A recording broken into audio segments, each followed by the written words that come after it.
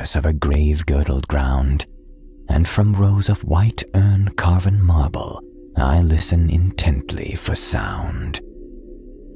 I have haunted the tombs of the ages. I have flown on the pinions of fear, where the smoke-belching Erebus rages. I have sounded all things with my sight, and I struggle and shriek ere the daybreak, being driven to madness with fright. I have whirled with the earth at the dawning, when the sky was a vaporous flame.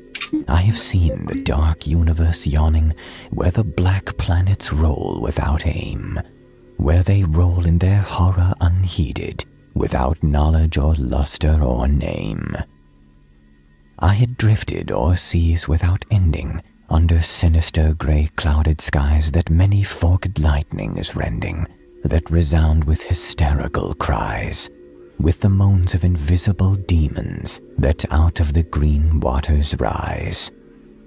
I have plunged like a deer through the arches of the hoary primordial grove, where the oaks feel the presence that marches and stalks on where no spirit dares to rove.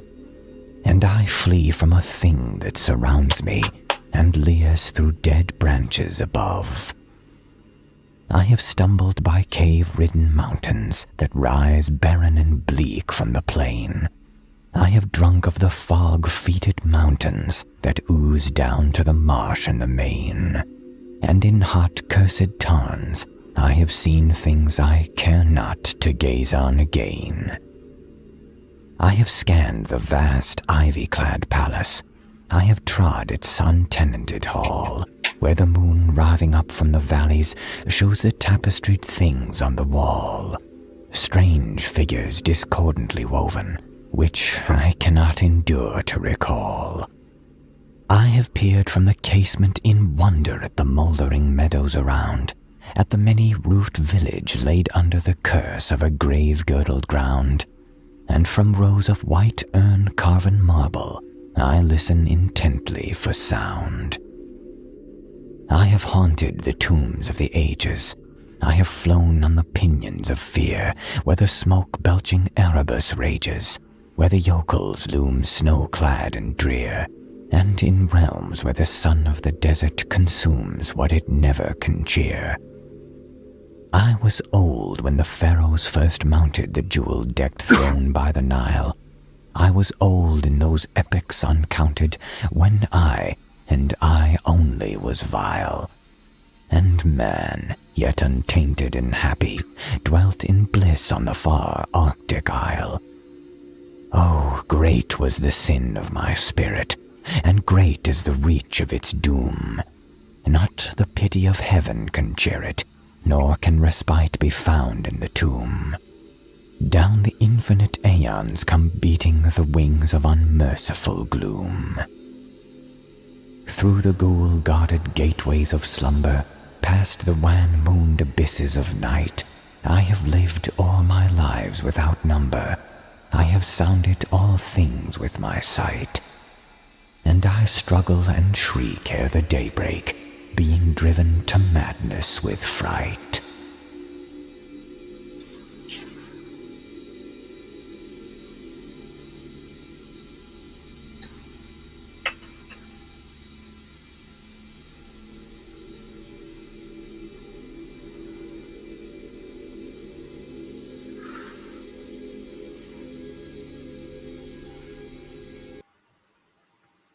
All right, Jeff, I'm back. Can you see me? Can you hear me? How's the signal strength? Chat relay seems a little slow today. It's not even showing up on my page. Oh, yeah, there it goes. Tales from the Tomb. Let me check it on the. Please hit the thumbs up, guys. It's not even showing up on my page. Oh, yeah, there. All right, looks better. Yeah, that was spooky, right? That was Nemesis by H.P. Lovecraft. So today's transmission is all about Astra with H.P. Lovecraft. We were just going over whenever the HP, whenever the HP Lovecraft tour this week, join me in. So we're going to have a little look at it now. It starts off with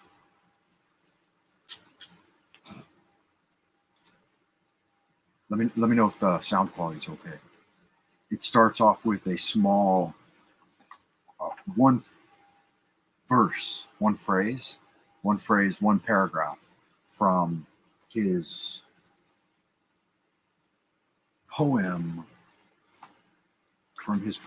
Nemesis, which was, I think, 1918. I think he was 28 when he wrote it. So he was born, I don't know if you know much about Lovecraft, but he was born Rhode Island. I think he was born to a British family that had immigrated to the U.S. He was born 1890. Forget the date, maybe August something, August 28th, I believe. I guess I could look it up. I think I have his page open. Okay, yeah, I do. He was born August 20th, 1890, and lived to March 15th, 1937. So he started writing at like 12 years old. So his first few stories were like very short, very early, 12, 13-year-old stories that there are actually existing copies of. Lovecraft was an American writer of weird science, fantasy, and horror fiction, best known for his creation of the Cthulhu mythos. So yeah, that was spooky. So The Haunter of the Dark, one of his short stories that was written, I don't think I have the date on this one. I think it was his last story. Yeah. So we're working back in reverse order. This was the very last story he wrote. Did anybody read the story for the week, man? Did anybody check it out? It was the first time I had read it. I'd heard it before, but it was the first time I had actually looked through a printed copy of it. I think maybe I've written it before. I don't know. Maybe I have read it before. Written it before? Oh my gosh. You can tell it's first thing in the morning for me. It's only 4:27 a.m. here, man. So I just got up in order to be able to get a couple hours in on this before the day begins and my mother starts bitching about my friends. All right, because you know how mothers are. I have myself a one of these.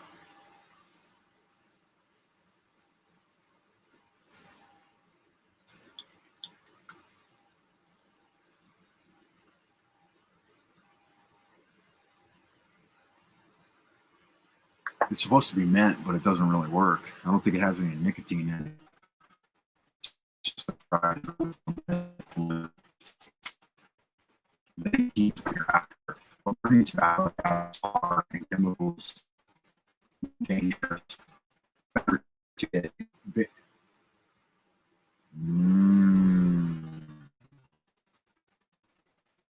I have to reboot to a different server. Yeah. So let me know if you can hear me. I'm not gonna struggle with this today. If it breaks up, I'll reboot with a different server.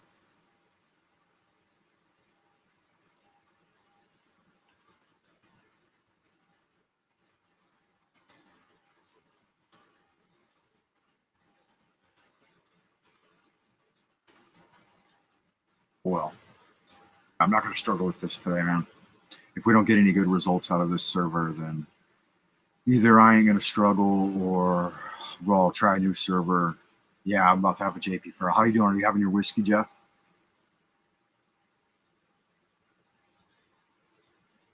think it's probably a little too early for you right now, huh? Maybe a Bock, an amber Bock. Do you ever enjoy? I don't know if you ever enjoy beers. I like a good amber Bock. Michelob actually made one for a while. Not great but serviceable. available anyway, right? Since they're shutting down all small businesses, pretty much the only thing the future holds is corporate production. You heard that weirdo up there in Canada came out and issued an edict and told the Canadian people, you do not have a right to private property. Which is, that's just a universal law. You can't take anything with you unless you figure out the keys to immortality, physical immortality, which I don't know if that's a reality in these human bodies. But spiritual immortality is definitely a gig if you're into that kind of thing, which I tend to be. I mean, otherwise, what's the fucking point, right? So yeah, Jeff, we're talking about The Haunter of the Dark. It's H.P. Lovecraft. Lovecraft's been accused of being a little bit ist and cis and everything else. You know the rigmarole, man. He was born in Providence, Rhode Island. Lovecraft spent most of his life in New England. After his father's institution in 1893, he lived affluently until his family's wealth dissipated from the death of his grandfather. Lovecraft then lived with his mother in reduced financial security.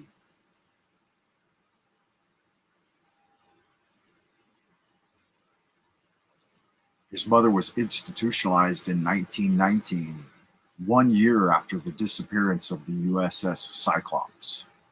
He began to write essays for the United Amateur Press as early as 1913, which would make him 23 years old. So at 23 years old, he was already writing for,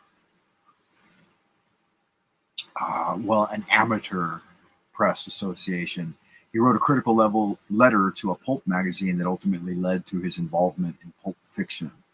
He became active in speculative fiction community and was published in several pulp magazines, including Weird Tales. 1926, so when he was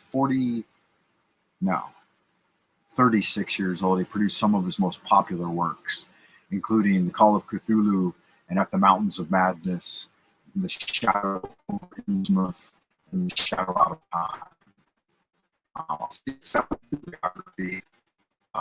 His father died pretty young, I think. How old he was.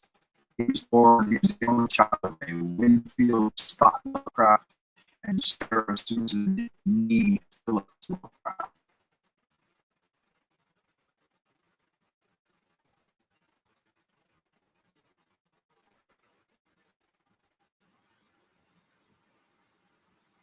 Yeah, that's right. His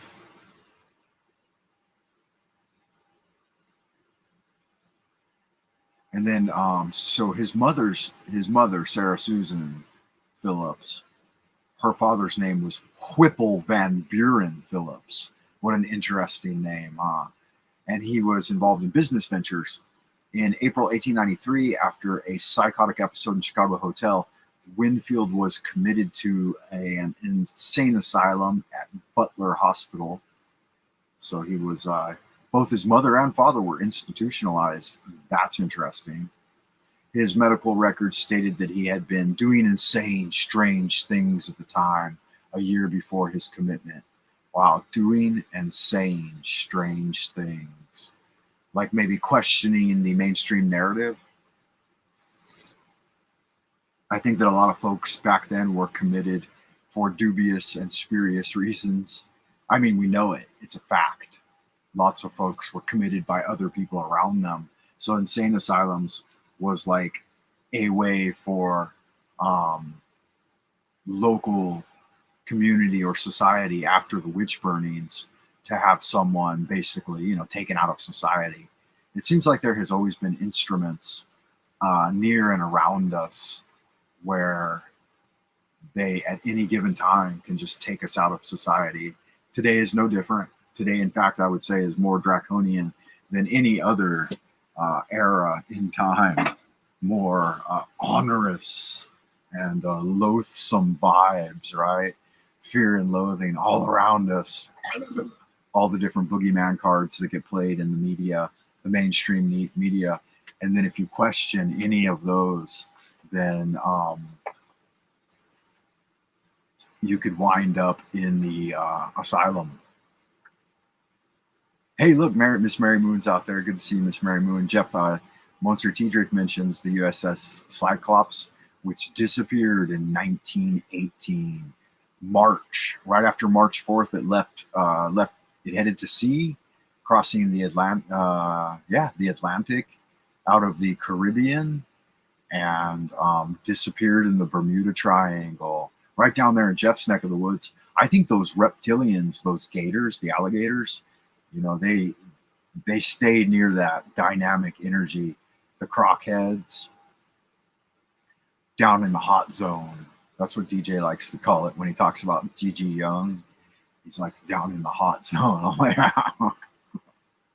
I could see that. I could see that. You're not telling me anything I don't know, sir.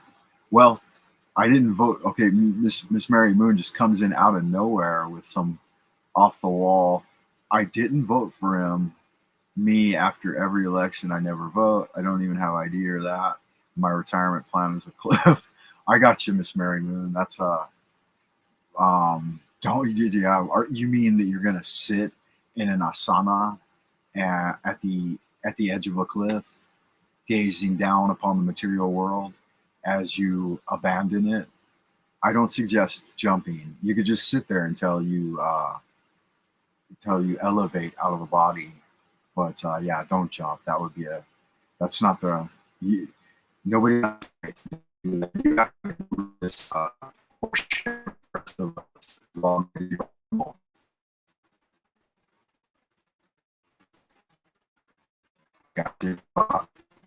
If StreamYard doesn't work out, I'll jump to the other one, Restream. Some Dolman don't know that you might jump. But no. Dolman is. It's funny though. I have a dictionary at hand, but I would have to jump and look it up. I mean, not jump. I would have to move the pointer to a new page and click on it, and then enter the word dolmen into my dictionary. And if we were in my study back home in the countryside, I would still have to walk over to a bookshelf. Actually, not. I would always keep my Merriam-Webster's dictionary, a 1950s edition, the giant blue-bound one, hardbound one, unabridged, 200,000 words in it, something like that. In my study back home, I would always keep it on a podium on one of those wooden book holders, and it was open 24/7, sitting off to the side of my desk, so that anytime I had direct access to Webster's unabridged dictionary. The United States has put out a few good books, and one of them is The American Language, the modernization of English and modern English, right? Transatlantic English. So we're looking at Lovecraft today, guys. It starts off with his poem Nemesis. I'll try to keep up with the chat today, since it's we got a couple of hours. If you guys stick around, if the transmission strength stays clear. Hey, I don't have my Buddha on, man. Where's my jade? Yeah, that's good. You plan on living that long? I'm shooting for 147. So we're pretty close in age, which means that's interesting. We both are going to check out around the same time. Master Nee one time asked me, how long do you think you can live? I said, 137, 147 years. He said, yeah, you can do 147. He was a very optimistic guy. Either that or he had great confidence in transhuman technology, right? Transhumanism. Just kidding. Jeff, where'd you go? Are you in the wine room? I think it's pretty early there. I don't know exactly what time it is, Jeff. Maybe you can tell us. But I don't think he would be in the wine room yet. But I mean, why not? It's not that early. I don't think Jeff's any spring chicken. He can have his glass of wine at 5 p.m. if he likes. When I'm fond of tippling, sometimes I'll have one first thing in the morning. Not today, though. I'm having my coffee. Nemesis by H.P. Lovecraft. This week we were entreated to study The Haunter in the Dark, The Haunter of the Dark by H.P. Lovecraft, his very last short story. So it should be his pièce de résistance, right? But it's not. Whisper in Dark, I think, it's probably one of my favorites. And I just realized, reading his biography on the Wikipedia page, he wrote The Haunter in the Dark about his father, right?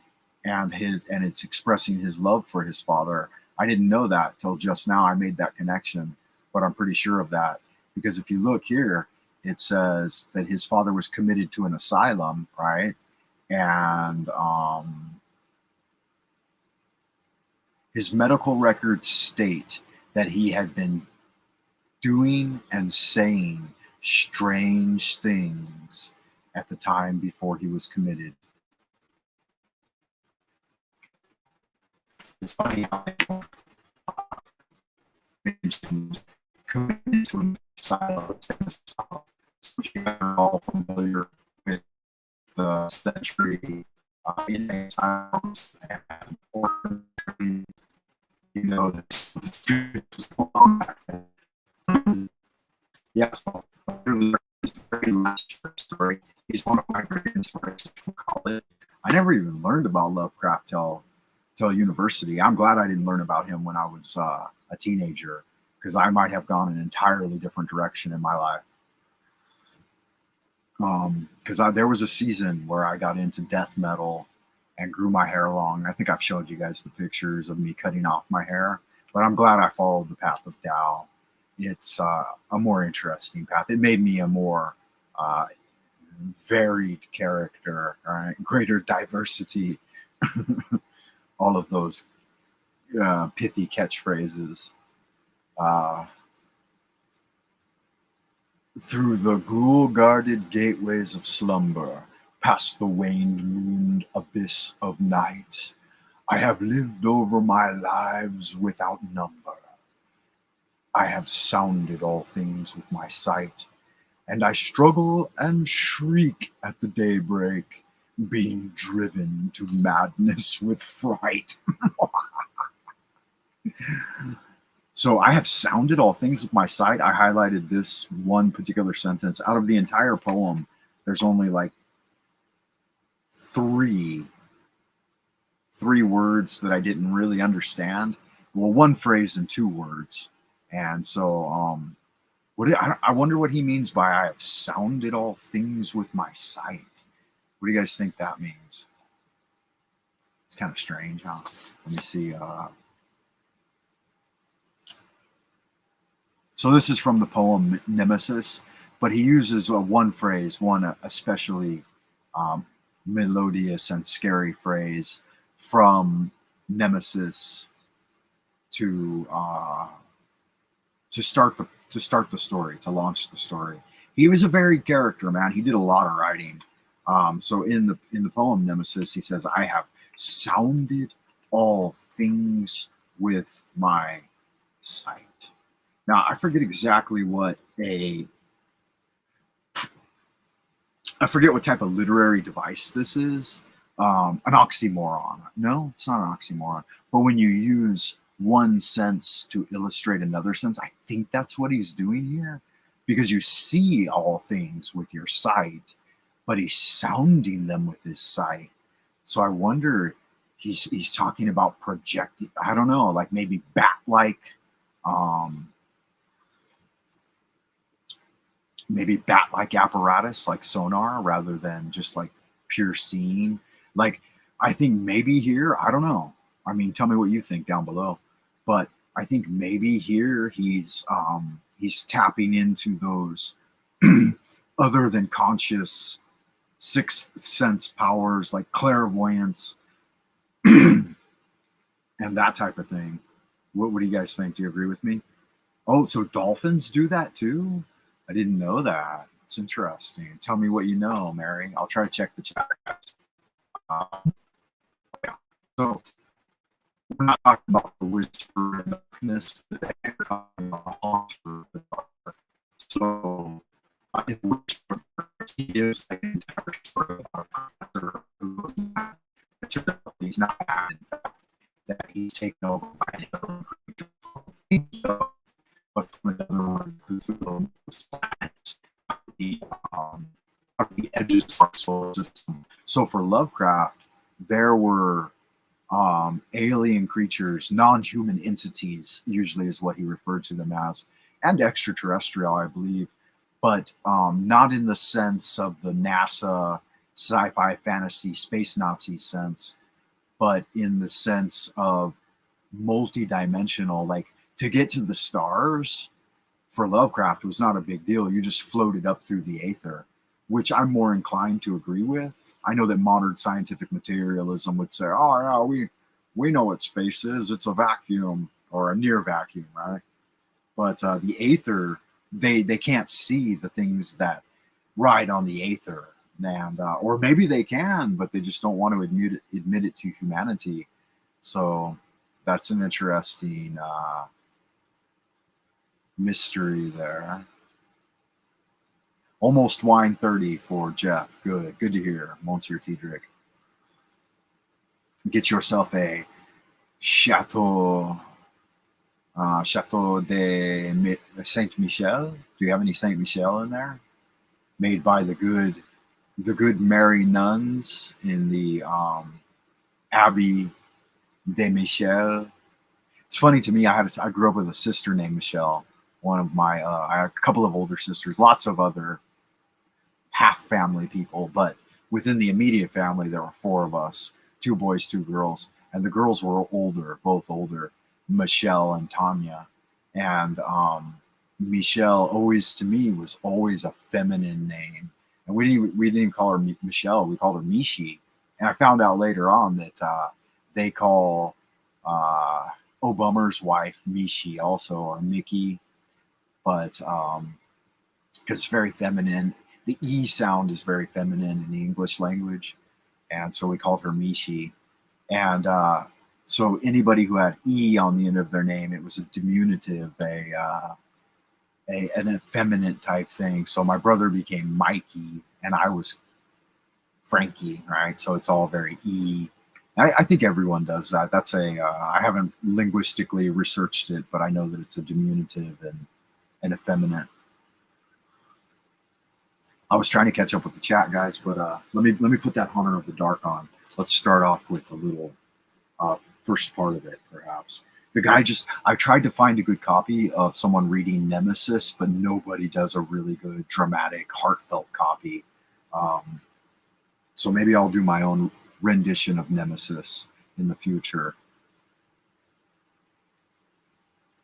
So let's see here. I just had it playing, but this guy's voice isn't making me feel it either. Hi. Haunter of the Dark by H.P. Lovecraft. Cautious investigators will hesitate to challenge the common belief that Robert Blake was killed by lightning or by some profound shock.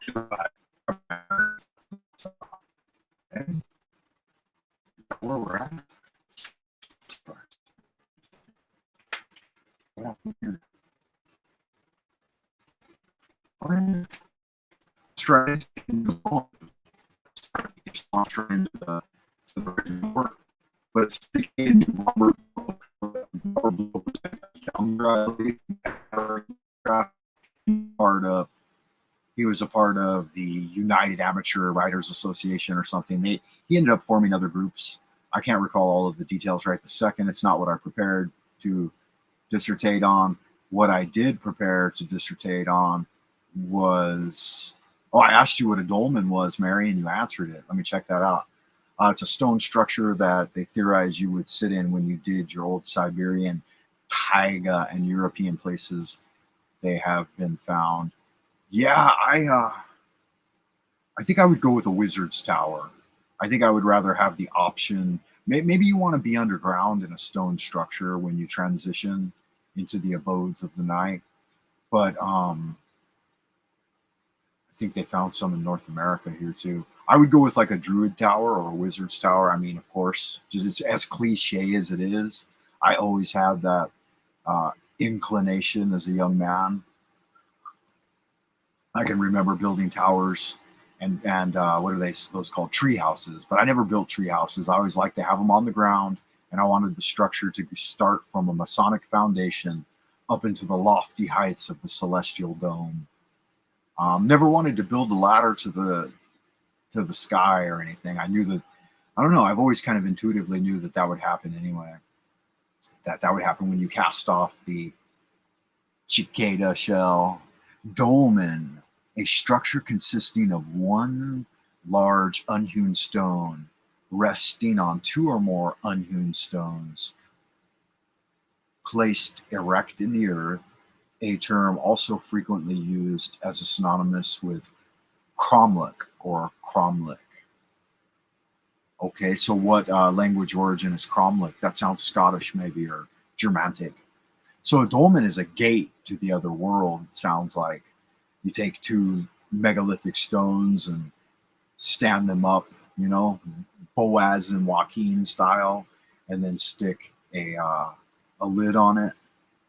Yeah, that sounds like fun. I don't know. I'd want to be around my stuff. Like I'd be the skeleton you'd find at the top of the wizard's tower, still sitting in a chair looking at a book, one finger pointing at a word, you know. That would be me. Nito Burrito, Haunter of the Dark. Yeah, let's get into it. Let's get into some shoes. So yeah, that was his father doing strange things.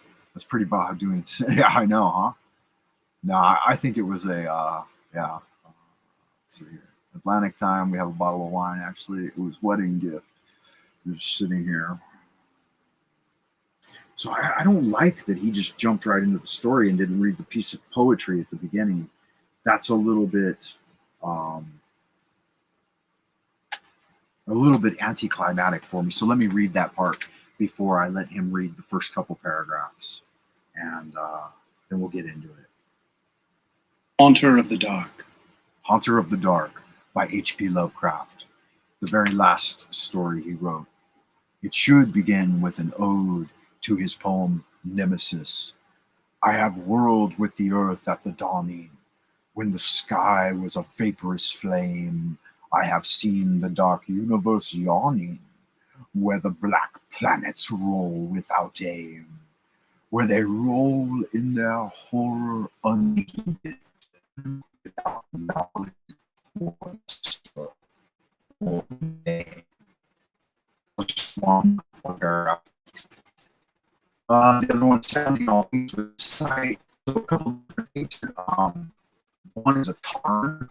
It up. So if you do know what a tarn is, let me know. And the other is Joe Cool's loom. But let's go with tarn first, and we'll get into the poem. We'll get into the short story itself.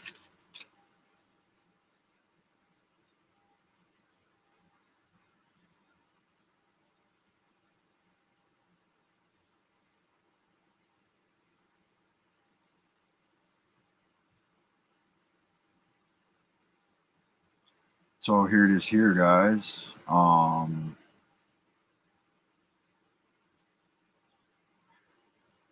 see what we got here. Pisces power, we absorb everyone immediately and only run into problems trying to explain how we can know so much so fast by this absorption. Yeah, you know, Mary, that's interesting, but I've known that as well since early on, that there was a book written about that. It's called Short Sampling.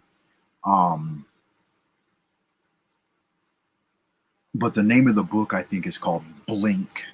And they go over the entire theory that when we meet someone for the first time, all of our senses are heightened. I mean, if we pay attention, all of our senses are heightened, and especially Pisces. I found this especially true for Pisces.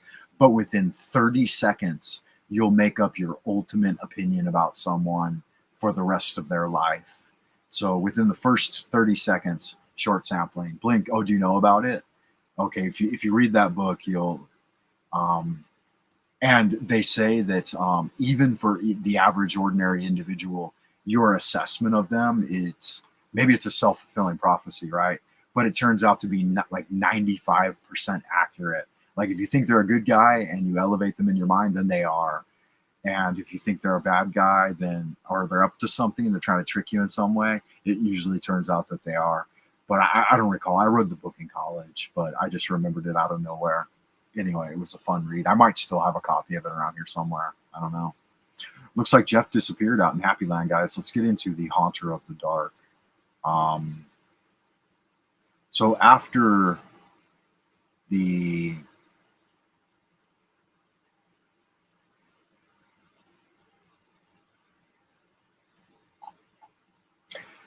beginning here, dedicated to Robert Bloch, one of his contemporaries, also a writer, I believe a much younger writer, because I read a couple of Robert Bloch stories, and they're very simplistic in comparison to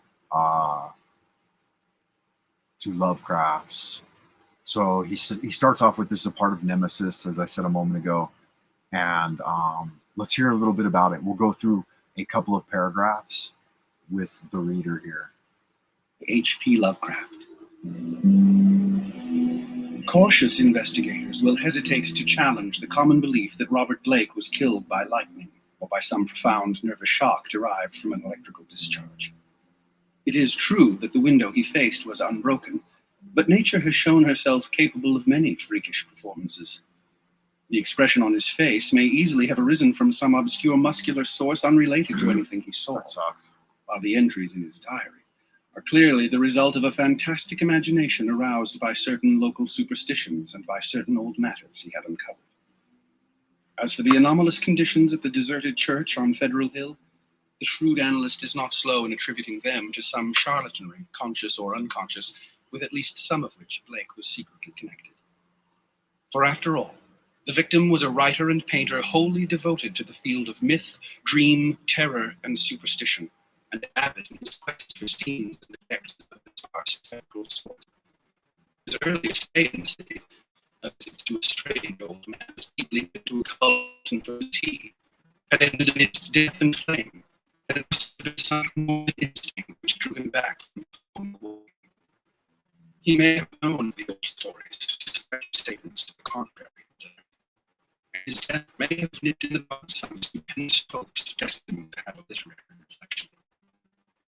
Okay, so did anybody read the story? Anybody in the literary revelries today? Let me catch up with the chat. So we're into the first two paragraphs. This could take 10 hours to get through this big bad boy if we do it slow.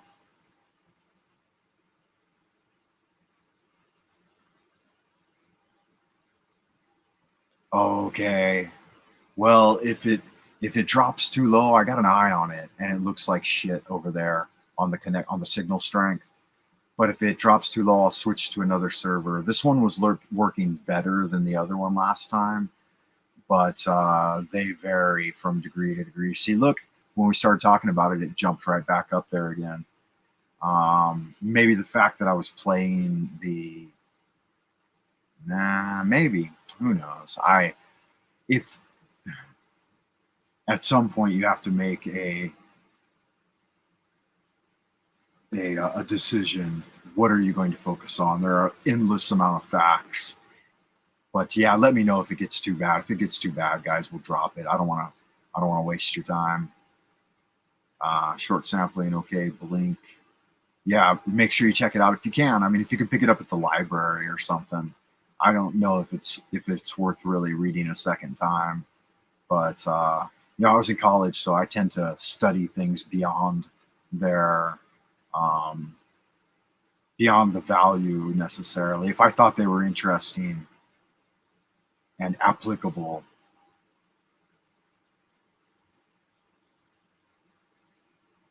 So give me a yo if you can hear me out in Happy Land. I don't want to waste anyone's time, and I'll reboot if I have to. Okay, so we're 2 paragraphs in, not far, and we've already got the story. If you guys haven't read it, I hope you have. So the first thing we see is that Robert Bloch, he names the character in the story Robert Blake. So he's that's a shout out to his buddy there, his contemporary writer. And then as we get further down, Robert Blake was killed by lightning. So we know that in the story, cautious investigators will hesitate to challenge the common belief that Robert Blake was killed by lightning or an electrical discharge.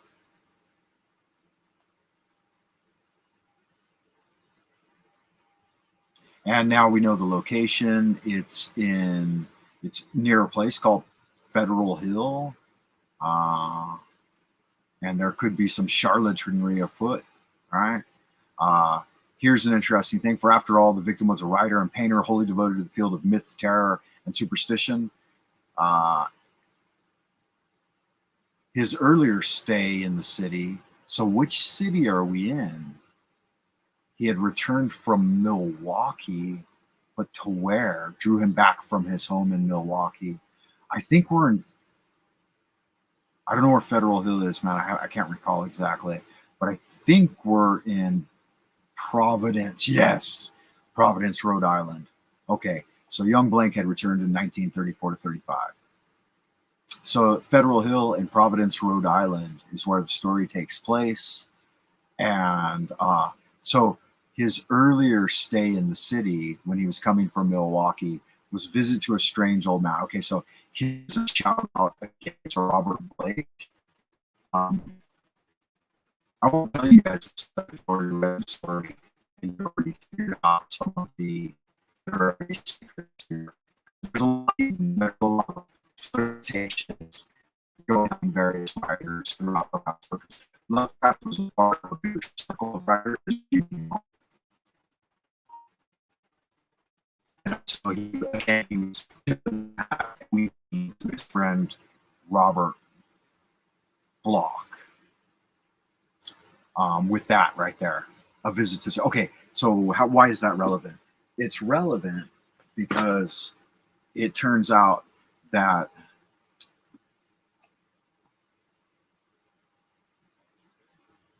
okay, let me know, Mary, or Jeff, if we break up too much, we'll reboot somewhere else. And thank you for that, Mary. Now I don't mean to put a burden on you, but thank you for helping, and you too, Jeff.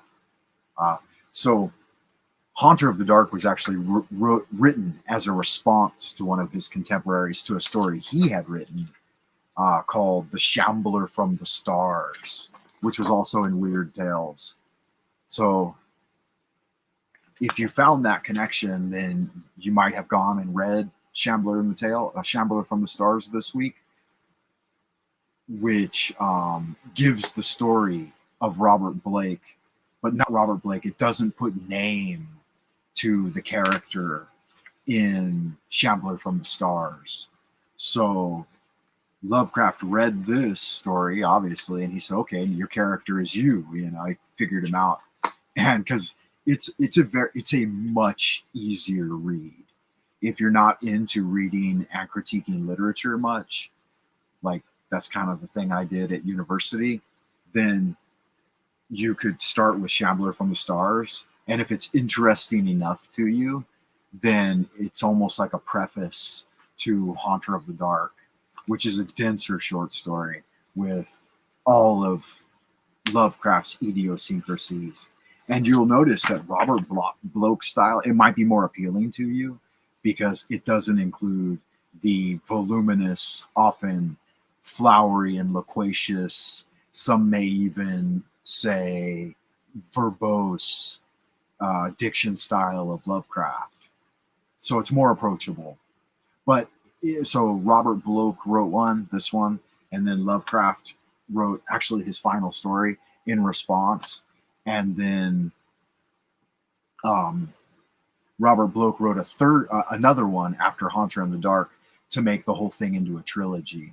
So you'll go Shambler from the Stars to Haunter of the Dark, and then I didn't research. I read the name of it, but I didn't research the final tale in the trilogy. So it becomes a trilogy. So even though Robert Blake is dead at the end of, so you're supposed to have read it before we discussed it, but that's okay. So I'll deal with this as if you guys had done your homework and you're really enjoying anything that I find and point out. And if you found anything and want to point it out, then do so, because that'll be fun. That's why literary clubs are fun. All right, so let's continue. Yeah, so I just that's one footnote on that single phrase right there. So sorry about that, guys. I went a little far afield. Let's continue. Among those, however, who have examined and correlated all this evidence, there remain several who cling to less rational and commonplace theories. They are inclined to take much of Blake's diary at its face value and point significantly to certain facts, such as the undoubted genuineness of the old church record, the verified existence of the recorded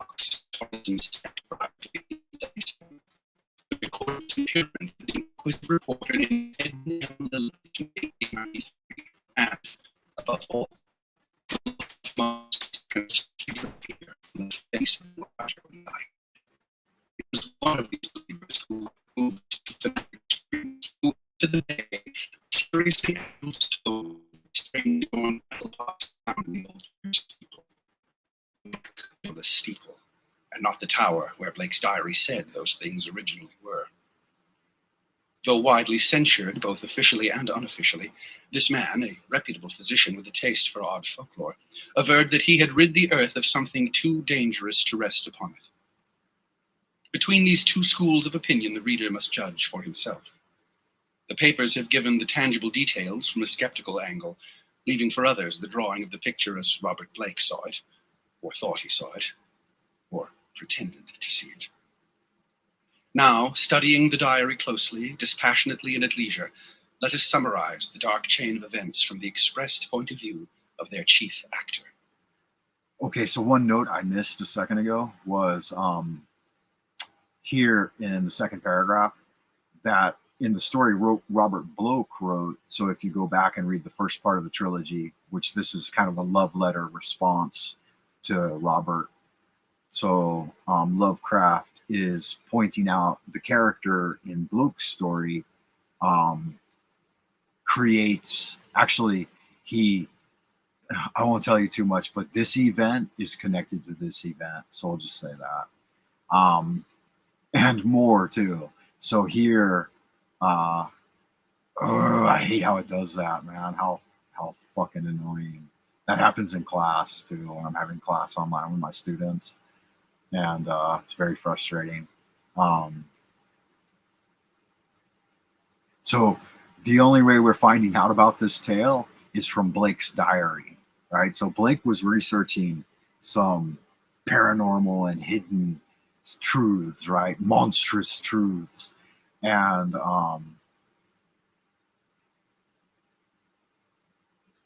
the Starry Wisdom sect, you'll have to find out about those guys. They're pretty spooky, right? If you've read any of Lovecraft stories, you might already know about the Starry Wisdom sect from The Color Out of Space and others, The Alchemist.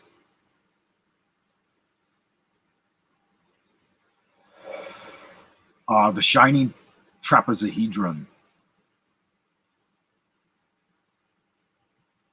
This right here is the first. It's not the first mention of the shining trapezohedron.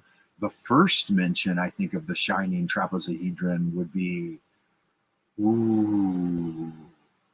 I'm gonna say, I think that it's the Confessions of, what was his name? The whole dream cycle guy, the guy that got put into the asylum. Wow, when I start to think about it, with that one footnote about Lovecraft's father and his grandfather, I think all of these stories are about the two men in his life that died while he was young. So he lost his father when he was like 8 or 9 years old, and he lost his grandfather, his masculine figure. He was like 14. So he lost two godlike men from his life. Probably sad. So yeah, I had a really sad childhood. His mother was called a monster. He was disgusting. He was hideous.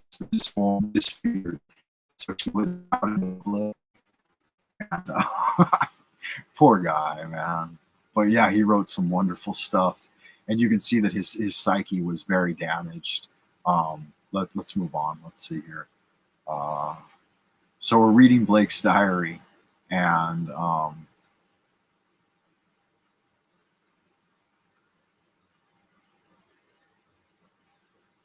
yeah, here it goes. Here's the sentence that should be read really spooky, right? Let us summarize the dark chain of events from the expressed point of view of their chief actor. So that's our key, that we've got an unreliable, dubious narrator, right?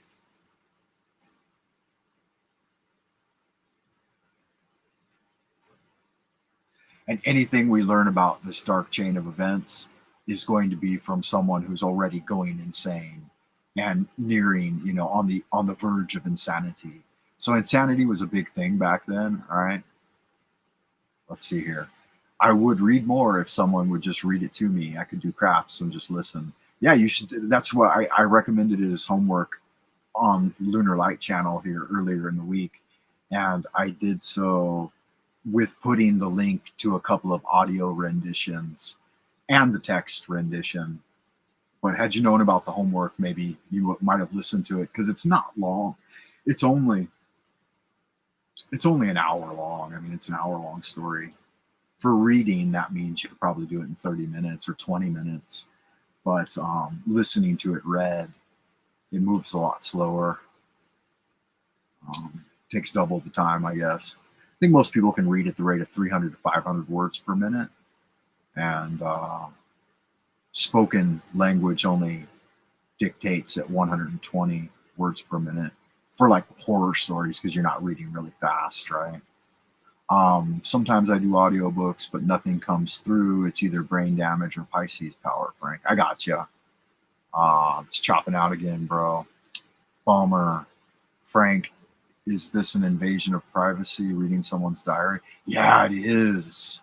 Well, I mean, he was murdered under strange events, right? Or he died under strange events, and they think it was from a lightning strike or an electrical discharge from the aether. So we're dealing with 19th century minds. Therefore, they didn't have the scientific savvy that we have today, or one may say the scientific brainwashing that we have today. So they're viewing it from the just out of the transcendentalist movement of American philosophers. He's viewing it as a kind of young transcendentalist spiritualist.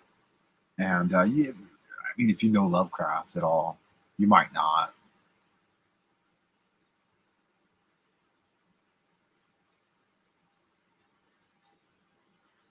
Oh, that's interesting.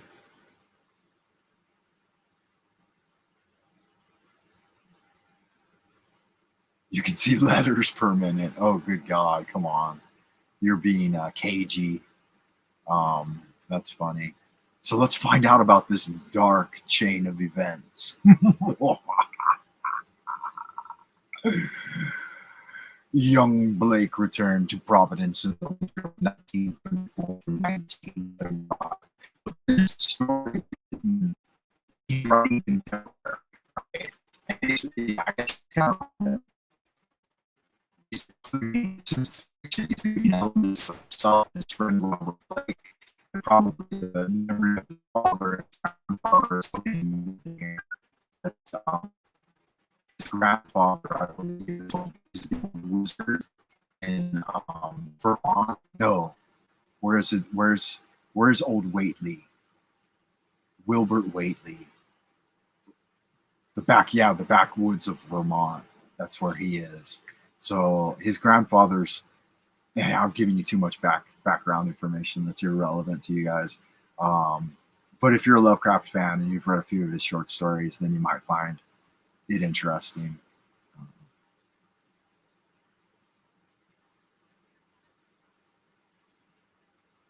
Sad. What a joke.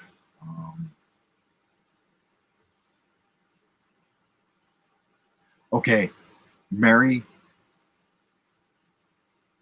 is it bad enough that I should reboot from another server? If it is, I'll do that. If it turns into like it did last Sunday, then oh, okay, so it is. I should, and I do, but it's Streamlabs, guys, StreamYard. So I like the StreamYard format a little better than Restream, but it doesn't seem to work as good for some reason. So guys, we'll just stop here, I guess, if it's gonna play games with me, and I'll reboot. If you want to stick around and go through a little bit of this with me.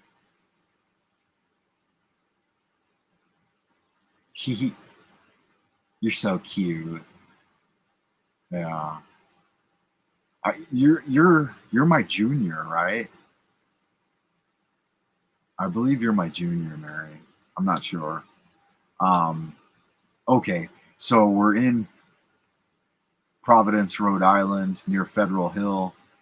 Blake has just returned. It's the winter of 1934 through 1935, right?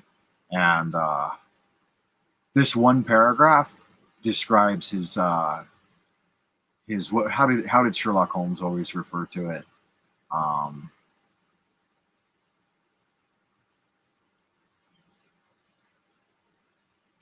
Sherlock Holmes always I got Holmes over here today. Do you guys notice that the book in the background changes? It's not always the same book. I've been doing that for a while, and I wanted to see if anybody would catch on. Doyle always said, what did he call rooms? I think he would either call them the rooms or the chambers, something like that. I mean, when he referred to them like the dwelling place for him and his associate, Dr. Watson. I'm not going to tell any Holmes jokes right now, though, but he's another one of my favorites, Doyle. He was a contemporary of Lovecraft. Okay, that's right. I remember that. We talked about that now. Because do you remember why I mentioned that? Do you remember? Do you remember, Mary?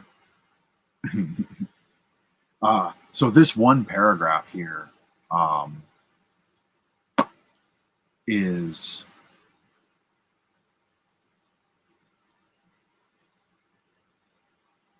a big wooden penis. Really? Where? Holy fuck. Where? Point it out to me. Tell me. Yeah, you're right. Because I remember we talked about it when I asked you. I mentioned it. Where's the book? You said that now the fraudulent transmission. They returned to Providence in April 1934-35, taking the upper floor of the building, grassy court of college. On the crest of the great eastward hill near the Brown University campus and behind the marble John Hay Library. It was a cozy and fascinating place, in a little garden oasis of village-like antiquity, where huge friendly cats sunned themselves atop a convenient shed. The square Georgian house had a monitor roof, classic doorway with fan carving, small paned windows, and all the other earmarks of early 19th century workmanship. Inside were 6-paneled doors, wide floorboards, a curving colonial staircase, white Adam period mantels, and a rear set of rooms 3 steps below the general level. Yeah, so I was like out right behind you. It looks like a cock in front of a black bat. Okay. I don't see which one you think. Oh, this one? This one? You know, should I touch the tip a little? A circumcised one. How that's funny. You're the same. Now I see a big wooden penis. I remember you married to say, Mary, I see it right there behind you. It looks like a cock in front of a black bag. Oh God. Oh God, I'm coming. A circumcised one. Yes. No, that's not a cock. You've got a dirty mind though. I like that. This is a wooden sword. Yo, yeah. So you guys know that name, Adonai. The other side is Agela, Adonai Vegubra, Adonai Gebura Leola Amam. That's my ritual sword. That's my stop. That's my ritual sword. It's my ritual sword. That's for doing good magic. All right, when you're tracing your pentacles in the circle of craft. Have you guys done any research on the LBRP since I mention it like every? I think I mention ceremonial magic at least once a month. Has anybody done any research? Oh, it's not a color candle. You guys are so bad. Stop it. Stop. You're killing me. I've never thought that in my entire life. I've never looked at that and said, oh, that looks like a giant penis. Maybe I should lick the tip, right? Stuff it in my mouth. No. No putting dicks in your mouth, guys. Cut that shit out. Not when we're, yeah, you guys are terrible, man. I never would have made it through college if I had to hang out with y'all, man. How's a man to stay focused on literature when you're talking about swallowing swords? You guys are so bad. If by research. Okay, let's get back in it, man. You guys have distracted me from the transmission here. So we just found out that young Blake has returned to Federal Hill. And this description is just wonderful, I think.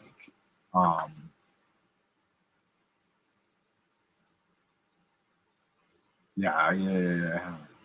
See, that's called, Mary, that's called the reticular activating system. And it's a Freudian slip. It's something that you're looking for. And so that's immediately what you see. Had you been looking for esoterica and relics, then you would have maybe seen something else.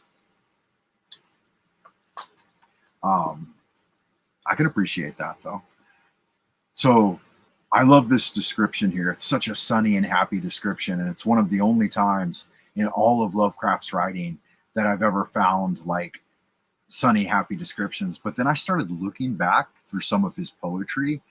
I've never read really any of his poetry, but he's got a voluminous amount of poetry, like ad nauseum. I didn't realize how much he actually wrote. Like, I've read all of his short stories now over the last 10 years, right? It's taken 10 years for me to read the body of his works. And I haven't even begun to really figure them out entirely, but to some extent, I think I've got a handle on Lovecraft's writing. But listen to this beautiful description. Young Blake returned to Providence in the winter of 1934 through 1935, taking the upper floor of the venerable dwelling in a grassy court off College Street, on the crest of the great eastward hill near the Brown University campus and behind the marble John Hay Library.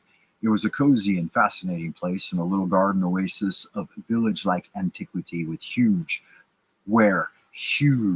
friendly cats sunned themselves atop a convenient shed.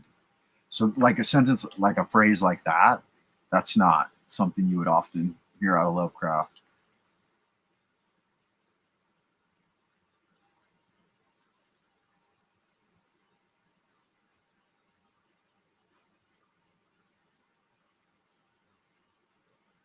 Okay, I got you, Mary. Yeah, that's funny. Oh, Frank, the little sort of you cheeky motherfucker. Jeff, you so cray. Cray. Yeah, you're right. I get reported all the time, man. My FM radio gets shut down every other week now, it seems. I'm nervous. I have until June 18th. I probably shouldn't even say this. No, I'm not going to then. Fuck it. But June 18th is when I'll be past the period of anxiety with the FM radio channel. What a fucking bummer. And 1,000 plus videos. Whew. Don't have the capacity to back up myself. Not really. Yeah, cats stunning themselves in and shit. And so the house that he's staying in is a square Georgian house, having monitor roof, classic doorway with fan carving, small paned windows, and all the other earmarks of early 19th century workmanship. Inside were 6 paneled doors, wide floorboards, a curving colonial staircase with Adam period mantels, and a rear set of rooms 3 steps below the general level.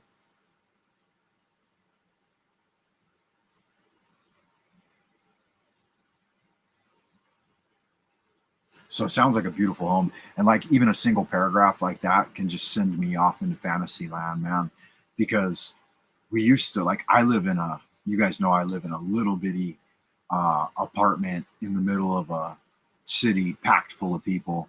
And thinking about these old homes in the US that, like, for example, in, let's see, I'll base this on where you are.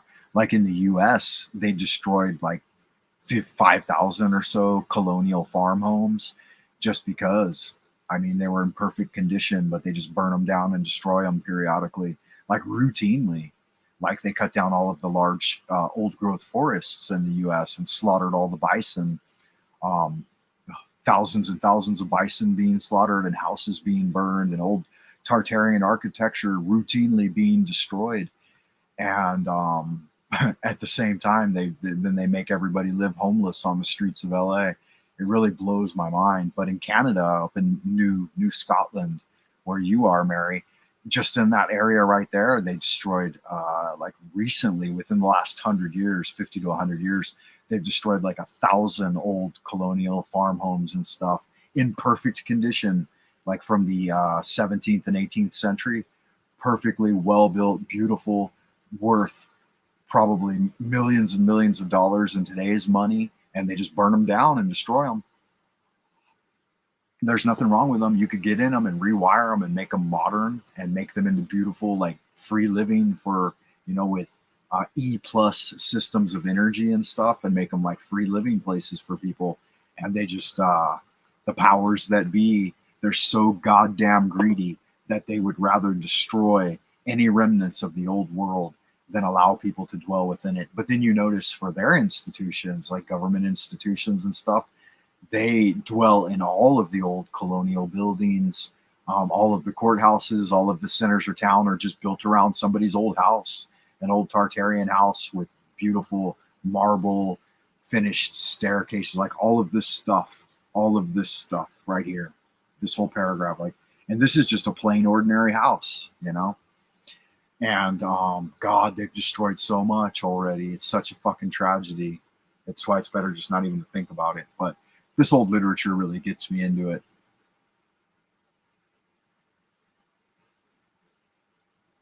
Yeah, YouTube is my favorite. UEUs. The UEUs are out there causing trouble once again.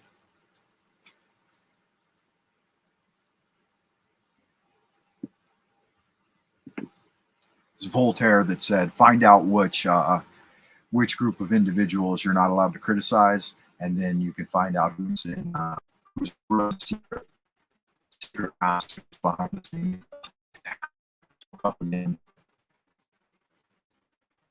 The front garden on one side, on its western for one of which he had his deck, faced off from the brow of the hill and commanded a splendid view of the lower town's outspread roofs and of the mystical sunsets that flamed behind them. On the far horizon were the open countryside's purple slopes. Against these, some 2 miles away, rose the spectral hump of Federal Hill, bristling with huddled roofs and steeples whose remote outlines wavered mysteriously, taking fantastic forms as the smoke of the city swirled up and enmeshed them. Blake had a curious sense that he was looking upon some unknown ethereal world which might or might not vanish in dream if ever he tried to seek it out and enter it in person. Having sent home for most of his books, Blake bought some antique furniture suitable to his quarters and settled down to write and paint, living alone and attending to the simple housework himself. His studio was in a north attic room where the panes of the monitor roof furnished admirable lighting. During that first winter, he produced 5 of his best-known short stories: The Burrower Beneath, The Stairs in the Crypt, Shagai, In the Vale of Naf, and The Feaster from the Stars, and painted 7 canvases, studies of nameless, unhuman monsters and profoundly alien, non-terrestrial landscapes. All right, that gives you a real feel of what we're getting into now. Like, that's classic Lovecraft right there. We're talking about books, antique furniture, having a studio in a north attic room, being in the dead of winter, and then writing stories, right? And so all of these stories are plays on Lovecraft's own stories, and maybe some of Bloch's too. Bloch or Bloch, however you say his name. The Feaster from the Stars, that's a direct name of one of Lovecraft's stories.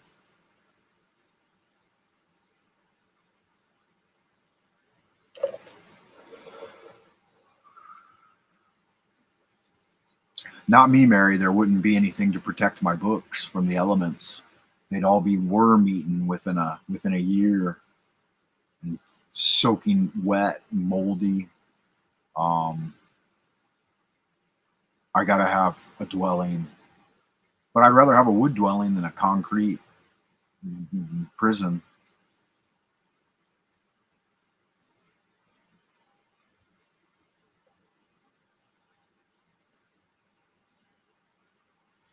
I want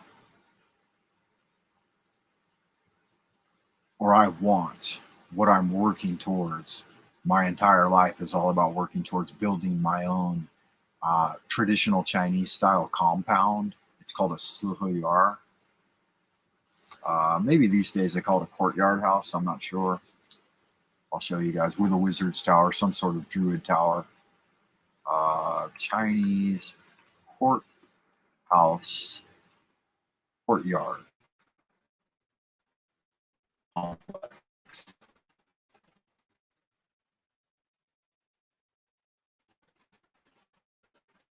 Maybe I can just put it up.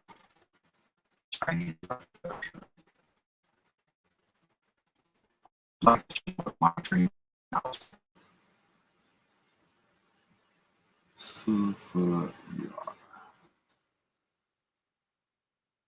It's got it in it's got it on Wikipedia, so I'll show it to you if you're interested. If we don't break up too bad.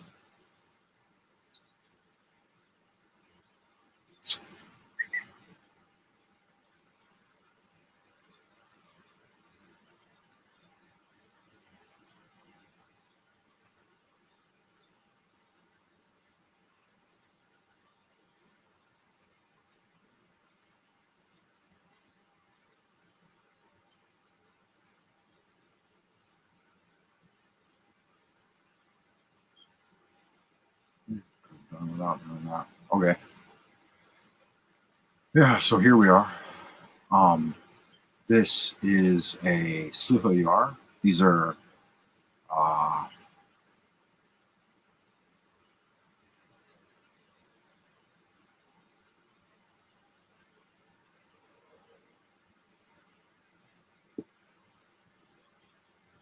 take your time, Jeff.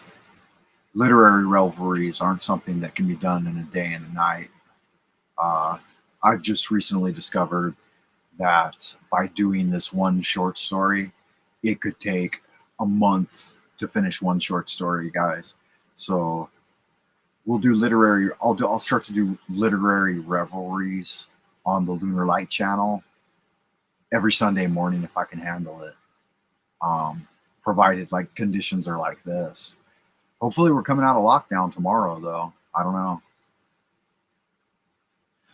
Well, we'll never come out of lockdown. Lockdown is permanent. I hope you guys realize that now. They at the end of 2019, they announced to the world that Prison Planet, that InfoWars, AJ, Alex Jones was right, that it's a prison planet, and they sent him as the canary in the coal mine to tell everybody what was coming down the pike, because they wanted to laugh at all of us. Watch us run around like rats trying to save ourselves. And the truth is, you just have to give up. Just take the black pill and be done with it. Houses are overrated. I like trees. I could live under a tree, sleep most winters, buzzing around in spring and summer.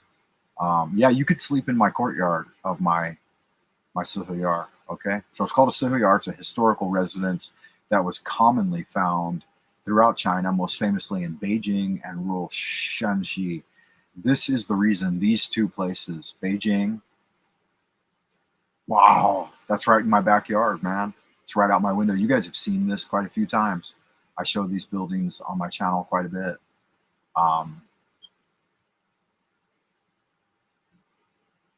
It's the most populous national capital city with over 21 million residents. It swells to 50 million sometimes. Right now, it's probably down around 10 million.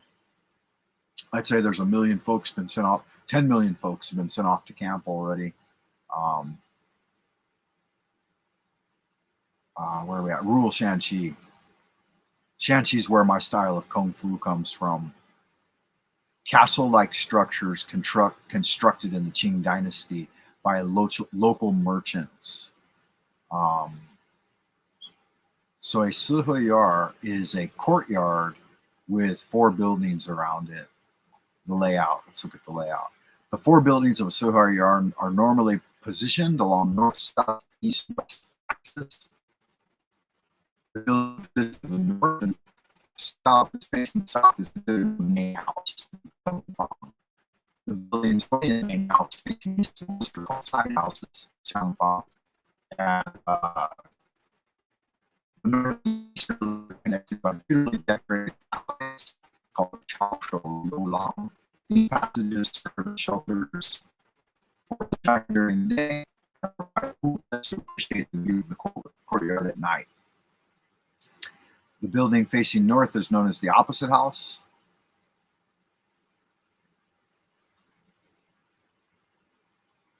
The only place where 2-story buildings are allowed to be constructed for traditional Suhuyars. I'd like to see an overview, though. I don't really see an overview. This is an overview. So this is a Suhuyar style compound. Let me make sure you guys can see that. Yeah, beautiful.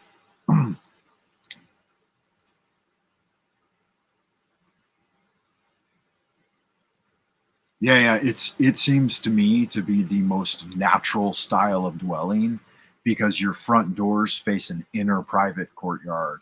I mean, it's perfect. And then the outer building is like every building has its function. And obviously the one along the road there are your access in points. And then all of the like other stuff goes out of the building. See how that's in the southeast. So the main door to entering the compound is in the southeast. And then you go over and then you'll have to go left.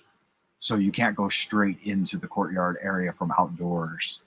So there's that like processing hall right there. That's like a hall for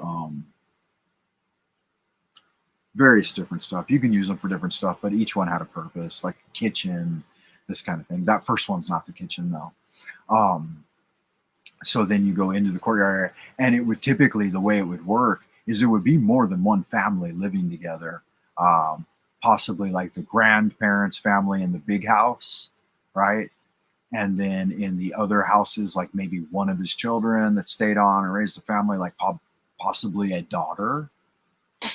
Usually sons got sent off to build their own Suhuyars, you know, but you might keep one of your daughters with her no good son-in-law, right? And you try to reform him. But mine would include a tower. So the northernmost building here at the top is the only place where you could build taller, because anything else would obstruct your view of the southern horizon, right? But you could have a tower. I probably wouldn't put it direct. I would put it off to the northwest. So it would be just left, like this area would be a tower. And I wouldn't go with 4 towers. I would have a southeast entrance, just like this is my ideal home right here. And the funny thing was, man, I really wanted to live in one of these when I came over here. And I knew a few people that did, and I was always jealous. But they were mostly run down and didn't have sewage and shit, and they weren't in very good condition. They destroyed almost all of them as soon as I moved here. They were destroying all of the old world of Peking. And I'd say 99% of all old Peking has been destroyed and rebuilt. But I found a compound of structures where they were rebuilding brand new Sohoyars like this, and they were so beautiful.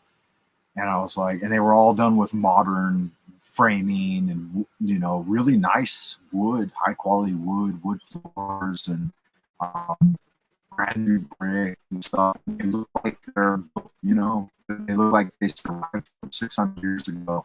But the Chinese are really big on reproduction of old structures. Like, they still know, there are many craftsmen here that have been passed down the ancient building techniques, well, from 1,000 years ago anyway, and they can whip out a town that looks like it's 1,000 years old, you know, overnight, pretty much, because they have no compunction on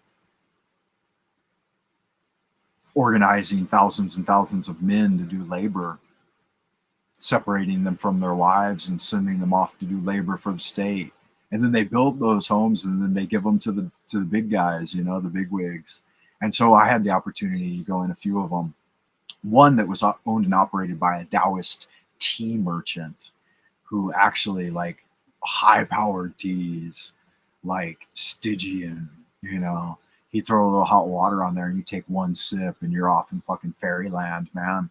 He had really powerful herbs like mushrooms and like super pungent. Like, I'm talking just a sip, and bam, your whole body is electrified, and everything starts to shift. I could tell you guys some stories, man. I've met some real Taoist wizards since I've been here. I like to think of myself as one, but it's all based entirely on internal alchemy, like the refinement of the internal elixir. Whereas there's guys out there here in the city that have homes like this that engage in genuine external alchemy. But even that Taoist told me, he's like, you're already on the right path. He's like, you don't need any of these teas or herbs or any of this stuff. He's like, it's all fun times. He's like, the only thing that matters is the cultivation of the life force, the breath. Once you figure out the Yud He Vahe, right, the Tetragrammaton, you don't need anything else. All of that other stuff is just for fun.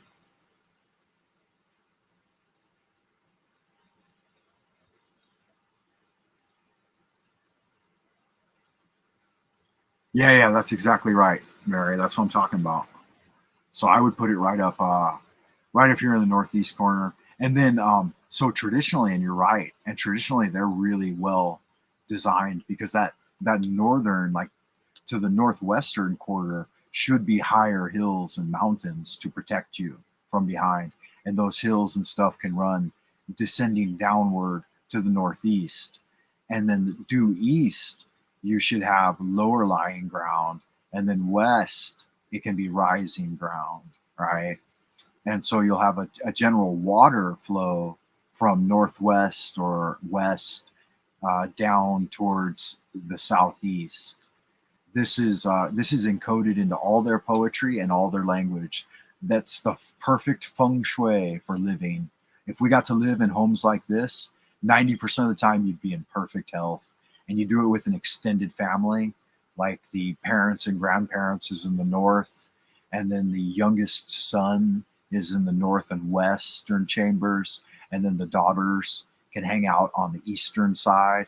Or you could, just depends, younger people typically towards the east, because that means the morning sun wakes them up, right? And then the more mature children can hang out on the west side of the house, because then they can, party into the evenings and do their studies and stuff by the sunlight. You'd have a study here and here. But yeah, and all of the outer windows, there typically isn't outer windows. It's just a wall going all the way around it. So, but there will be air windows that you can throw open and air out the entire house.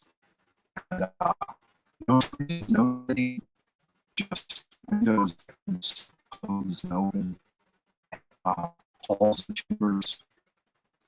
And then your well, I was trying to say that one family could live in a larger home. And then the well, a spring well, you would want to build this around a well. God, it took me a while to get to that. That's what I wanted to say. So there would be a freshwater well at the center.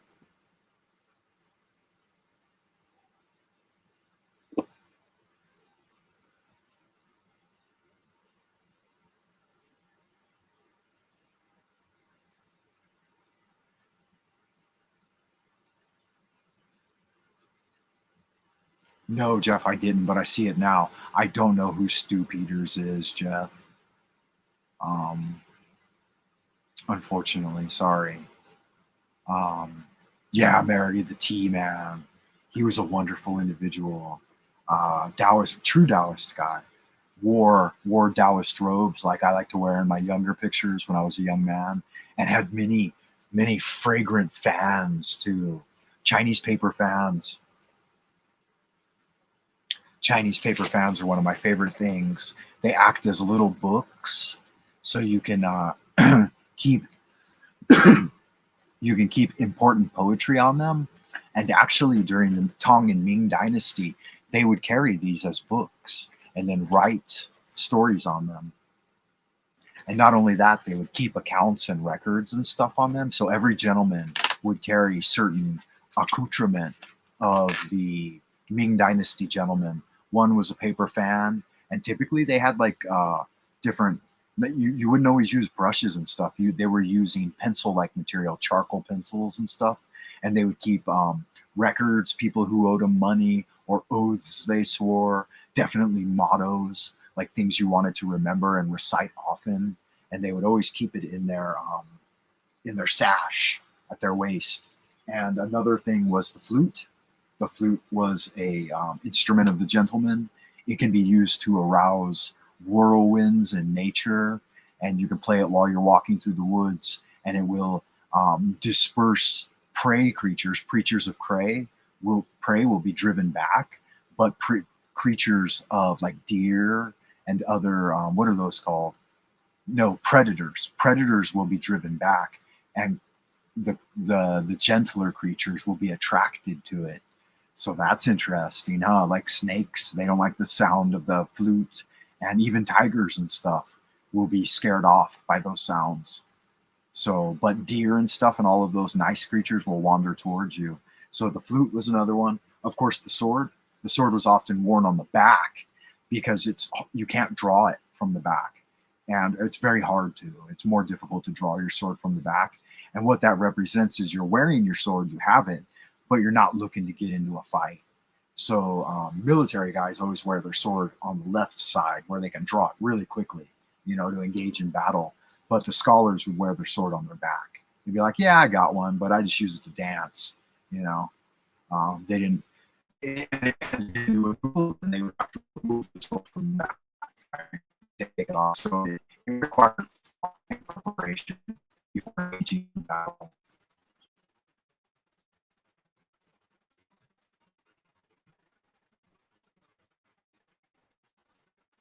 Other terms, I don't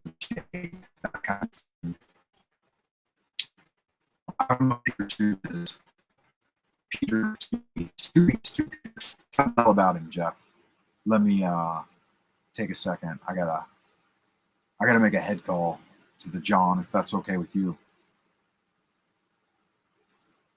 And it looks like my transmission chopped up again.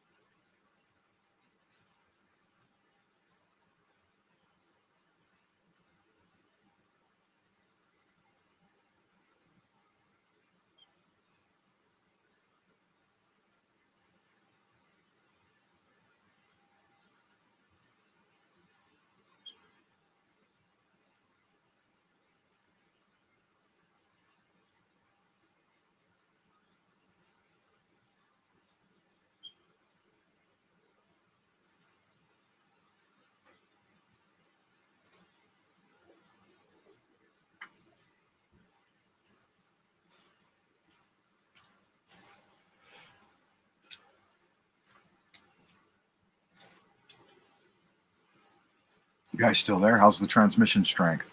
I didn't hear any woman's voice, man. What are you talking about, Mary?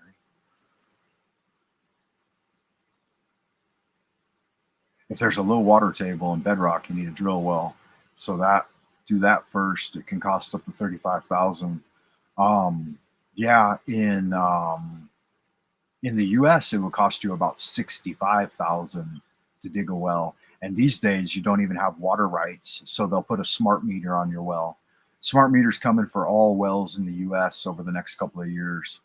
I have a piece of land in Tennessee, Mary, with a fresh spring water well that just bubbles out of the ground that my mother's mother, my maternal grandmother, secured for me. It's about 10 acres, and that's where I plan to build my Sohoyar, my Chinese compound. There's one little rundown house on there right now that all of the locals have squatted and robbed, taking the toilet out of, the sinks, the kitchen cabinets were all removed.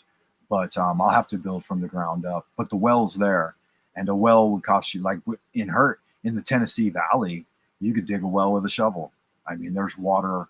It's basically floating around on water in the Tennessee River Valley.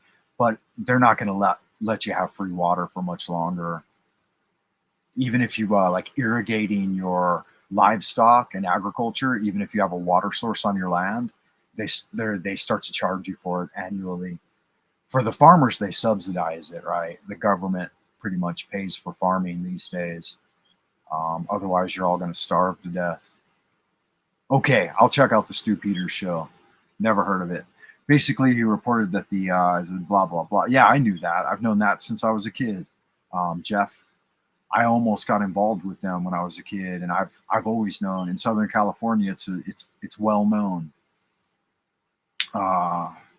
Yeah, they do that all the time. Whatever you're saying here, I can't repeat it, but yeah, it's what do they call it?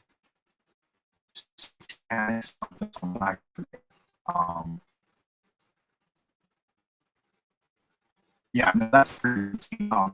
My older brother had a son that he lost because him and his wife broke up, and they lost their child.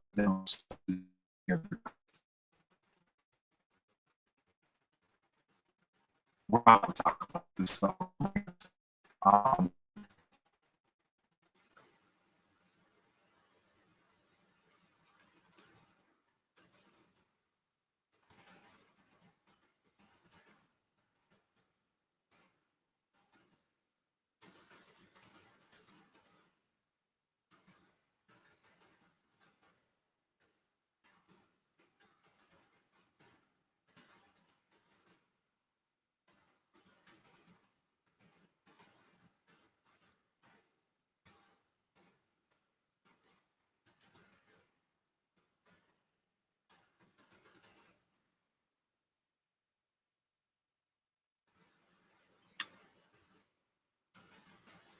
so I was going to comment on that. Yeah, my older brother lost his son to these guys, and he grew up gay and getting routinely, raped and made to do all kinds of all of it. He told me all about it when he was about 19 or 20. He's like, yeah, when your brother gave me up to blah blah blah, here's what's happened over the last 15 years. And I was like, good God, he's like 25 now. I think he ended up joining the Navy. But yeah, that's routine practice, man. That's a part of the institution. That's the whole meaning of deep systems like Monarch and MK Ultra and stuff. Yeah, that's not news to me, Jeff. I don't think that's news to anyone, really. That's the whole thing, why do you think they're leaving the border wide open, man? Those elites need more.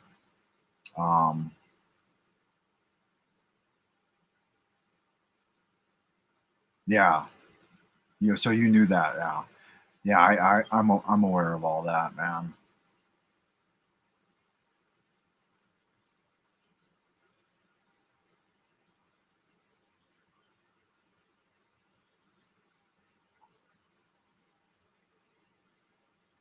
Yeah, that's weird. That is weird, Mary. Disembodied voices.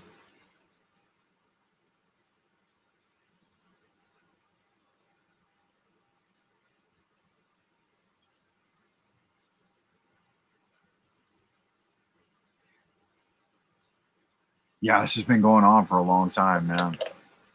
It's all choppy. No, I didn't.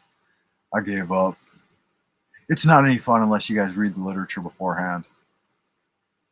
I tell my students the same thing, and they ignore me too. I'm like, guys, you got to read these stories. You got to write an essay.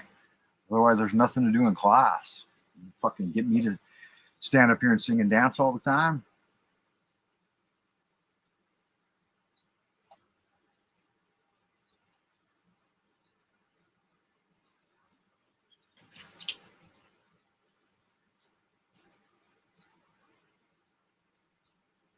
Yeah, I was. At sunset, he would often sit at his desk. It's so funny how closely aligned our thinking is, Mary. Your last two comments, your last comment right here. That just came out of my head. So it popped out of my head, went into your head, and you typed it. Or maybe it came into my head because you were typing it. So yeah. Hell, they're cutting off their penises, Jeff, and their breasts. They're performing surgeries on 4-year-old children.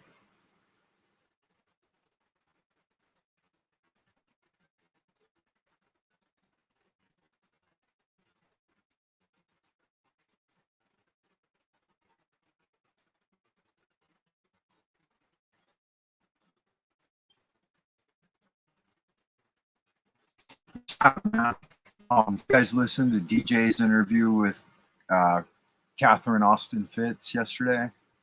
Do you guys ever listen to DJ, Dark Journalist?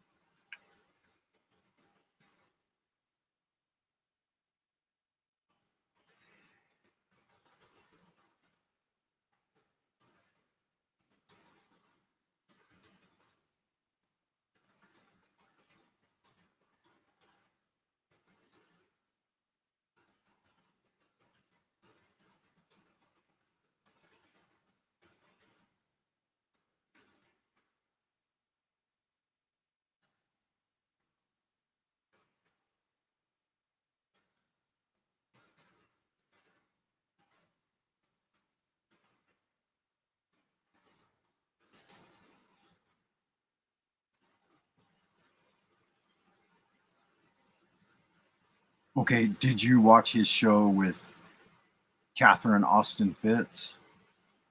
I noticed like she's not that fucking smart, and she doesn't really have that much figured out. She's all right. She was a lawyer, but um, what she talks about doesn't really matter. She's like, oh yeah, I use cash every day, blah blah blah. It's like it's so irrelevant. Cash is going to be phased out in the next couple of years. They already phased it out here in China. Um, you have to apply if you want to be issued currency now at the bank.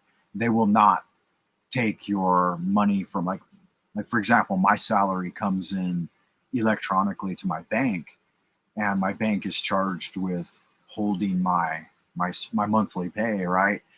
And the only way to get cash is you have to go in and request, like you have to request in advance, and they check your social credit score, and you have to fill out a questionnaire. Like they're not even allowing access to cash here anymore. If you've still got some, they're collecting whatever you still got. Like they're not going to demand you put it in a bank or whatever, but there will be no cash going forward.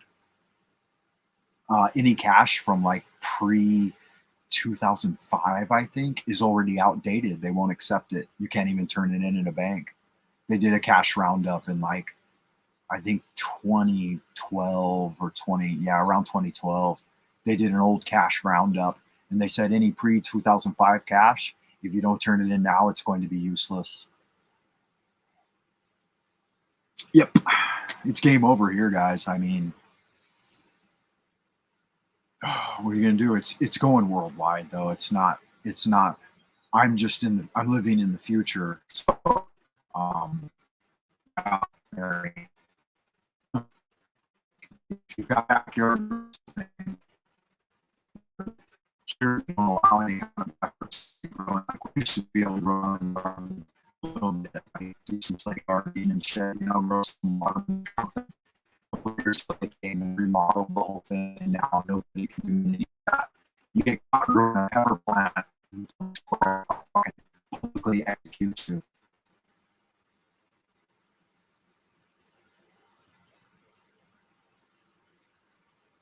Yeah, that potato head's working for China, man. That's why we call him Beijing Biden.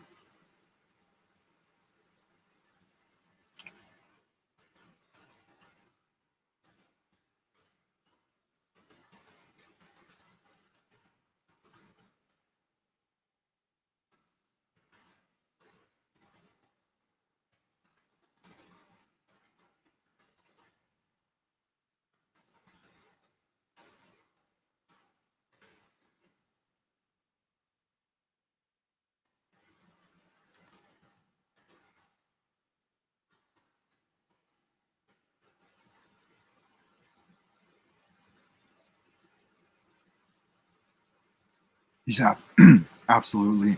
He's not even sane, man. He's just demented. Alzheimer's, dementia, memory loss. Each day he probably has to be reminded who he is. Yeah, no, that illegal firearm thing, Jeff, that came out before the 2020 election. All of that came out before the 2020 election. None of that's new. All of those pictures were released early on and then hosted on a Chinese website.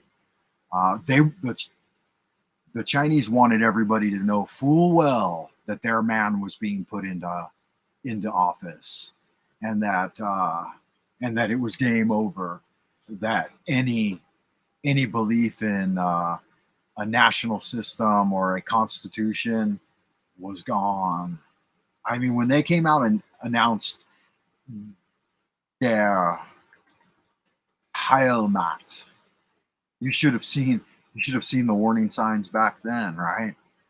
When they stopped calling it the United States of America and started calling it der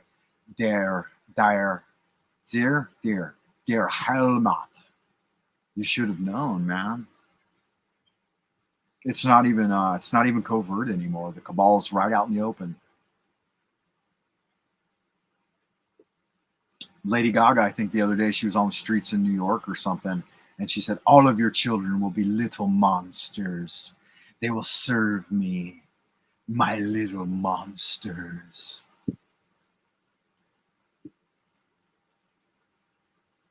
They'll all wear rainbow colors to school every day.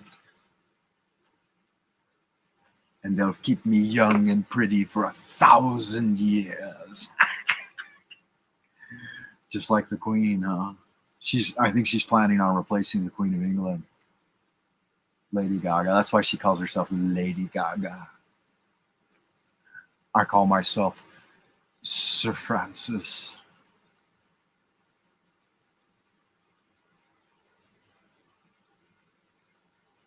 Yeah, I hear you. Well, that mysterious wandering wizard,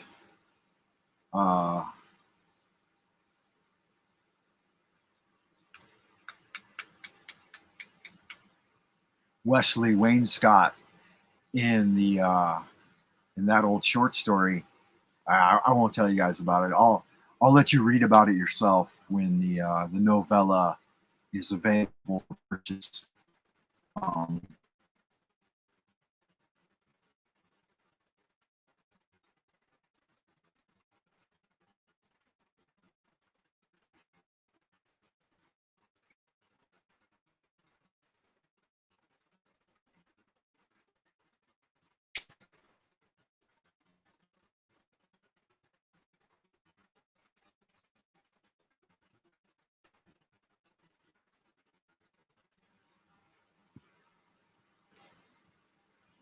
Yeah, I mean, like Jeff, that's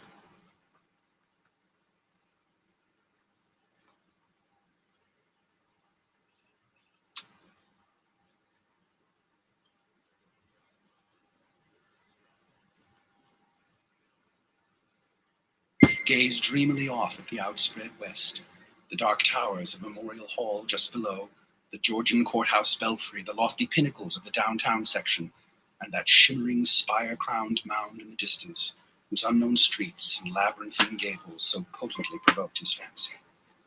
From his few local acquaintances, he learned that the far-off slope was a vast Italian quarter, though most of the houses were remnants of older Yankee and Irish days.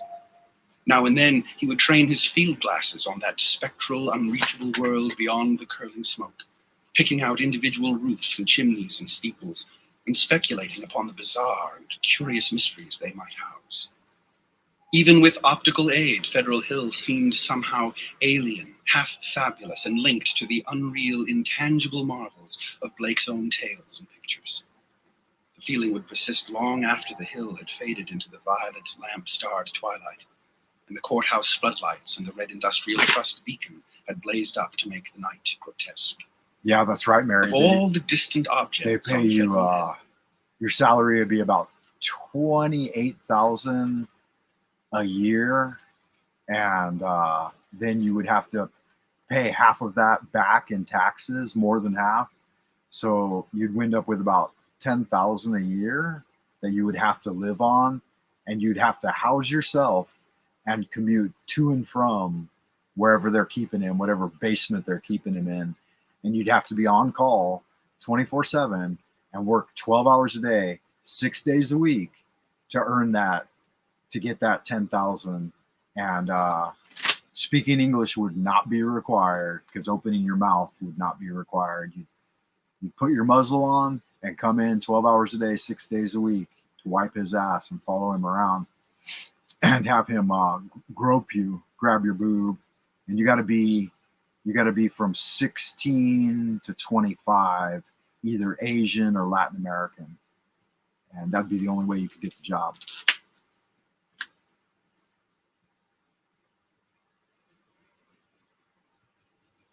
So if you're interested, Mary, I think they're hiring, but you don't fit the bill.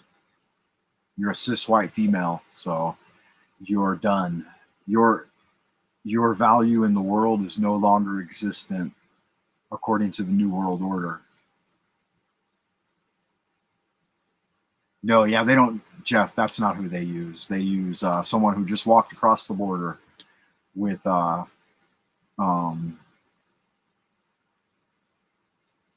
18 tattooed on their forehead, or a black scorpion tattooed on their ankle.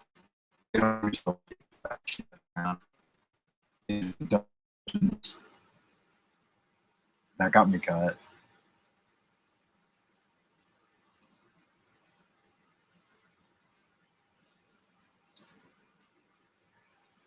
You guys want to see into what's going on there? I can astral travel in there for you if you want.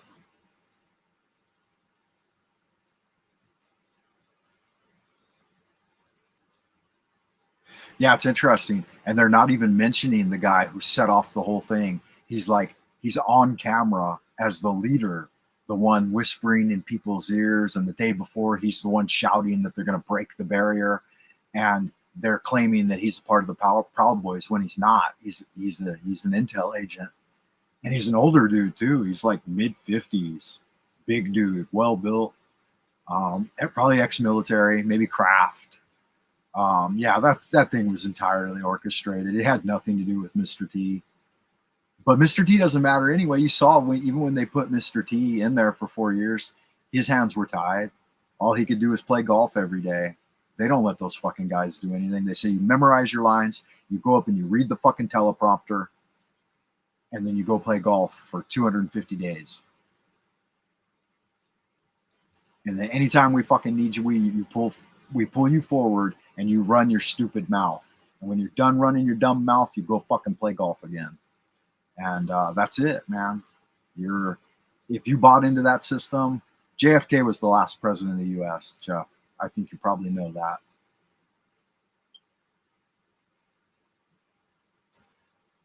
Their Hayamalt took over in 1963, right? Even before that. I mean, look at how long it took them to organize the coup of the 1960s and the countercultural revolution to start destroying Americans openly.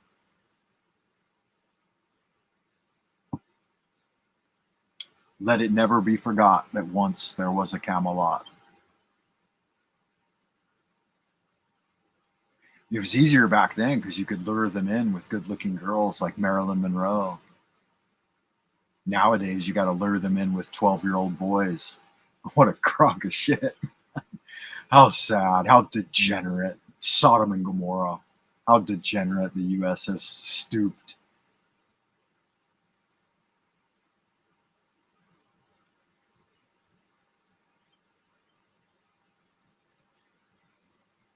Don't be trying to feed me that horse shit, Mary. I saw you on camera the other day when you tuned in for a minute. And I know how old you are. You're younger than me, and I'm not old. So don't try to feed me that horse shit. You're a beautiful young woman.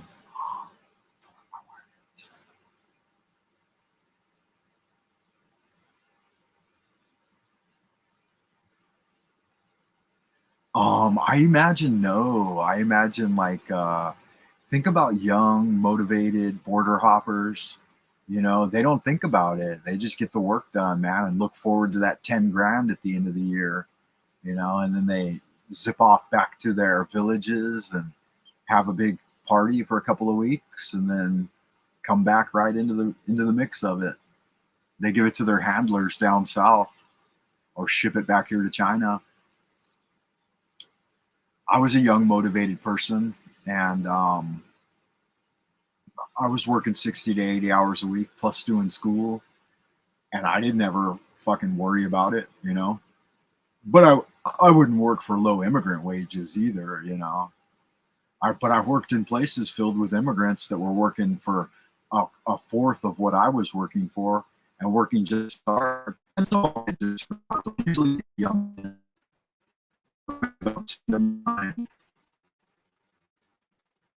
seniors, cattle. They don't have an elevated resistance. Don't seem to give a lot. Sad scenario these days, but it's partially our own faults. But I find that hard to say. What comment, Jeff? What the fuck, man? This one? I don't know, man. Did your comments? You shouldn't. Yeah, you shouldn't say stuff like this on the Frank Monday channel. You're gonna get me in trouble.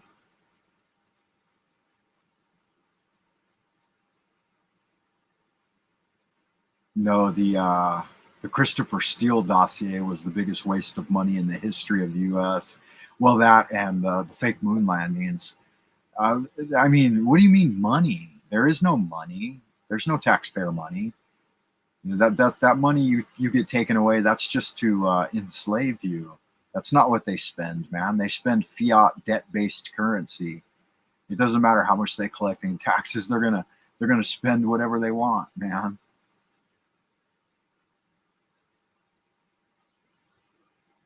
No, Jeff, I don't delete anything. You know better than that, man. What comment? Just retype it. I don't see it. What are you talking about? You got one that says the January 6 hearings are a freaking shame. And before that, you've got imagine being a Secret Service agent and having to change Potato Head's diaper.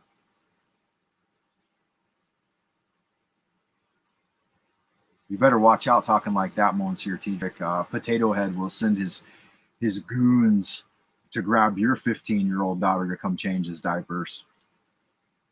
It was a long comment, okay? Oh no, if it was too long, if you exceeded the amount of characters, which is 200, then YouTube will just delete it. You have to keep your comment under 200 characters.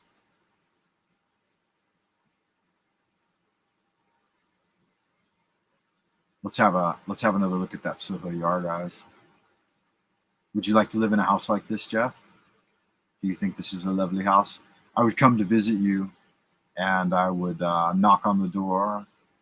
And notice there's even a screen in front of the southeast-facing door. And then you walk over, and there's a courtyard here, right? Probably some cats hanging out, maybe a guard dog. and then you go through the main entrance, and then the well would be right in the center or nearby. It doesn't have to be, but it's better if it is. Those are the most ideal conditions. And then your garden, you could do gardening all around here. I mean, this representation of it is very dry, and it just shows you the architecture. It doesn't show you the landscaping. This is not the way it would look and feel. This could be garden area. I've seen ones with huge lush gardens and trees growing in the center courtyard.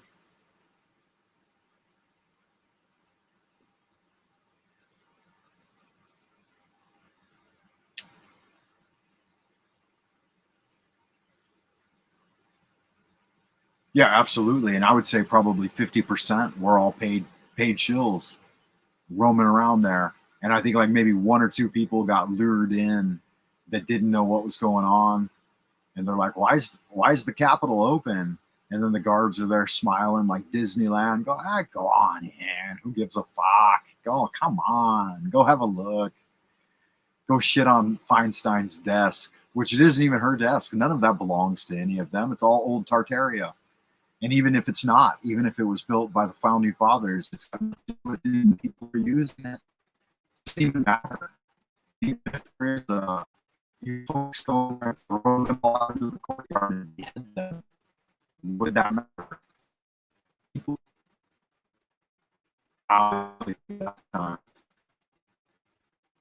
they're actively monitoring me. I can see that.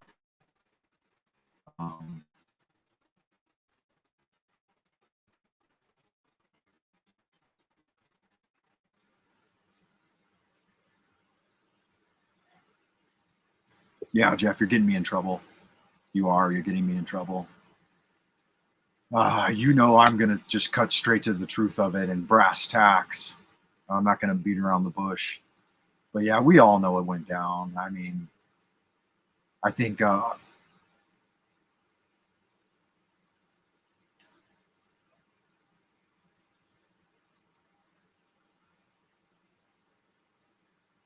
agree with you, Jeff, 100%. And I've already watched it, man. I've watched dozens of hours anyway. I've watched all kinds of different angles. I watched that girl supposedly get shot by the cop. The only murder there was done by a police officer. I watched the guards just usher everyone in. It's total fucking bullshit. And anybody that would agree with that rhetoric and say, "Oh yeah, it was the agitated an erection." I've got an erection for you too, right? What was that, Schumer, that said that on the floor of the House? He may be guilty of agitating an erection. What a fool! What a bunch of asshats, man. Not even really worth talking about, Tedrick, honestly. I mean, what a joke. There was so much worse going on before that by the Bureau of Land Management guys, right? That's the real BLM you need to be worried about, is the Bureau of Land Management. That's the only BLM that matters.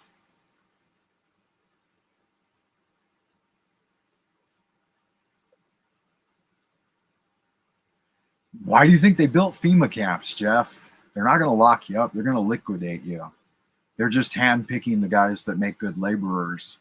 Everyone else is scheduled for liquidation. Soylent Green, 2023, Soylent Green. You guys know that the story Soylent Green takes place in 2023, right? Yeah, yeah, I'm late. I feel like I've been going too long already. Chris, you're here. Good to see you, man. I've been on here for 2 hours now.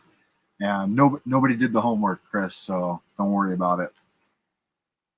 Maybe you did the homework. Oh, 2020? Okay. Sorry. Nobody. So it started in 2020. Nobody did the homework, Chris. Can you hear me all right? Give me a yo if you can hear me, Chris. Jeff's here. He's complaining about 1.6. He thinks it's a crock of shit.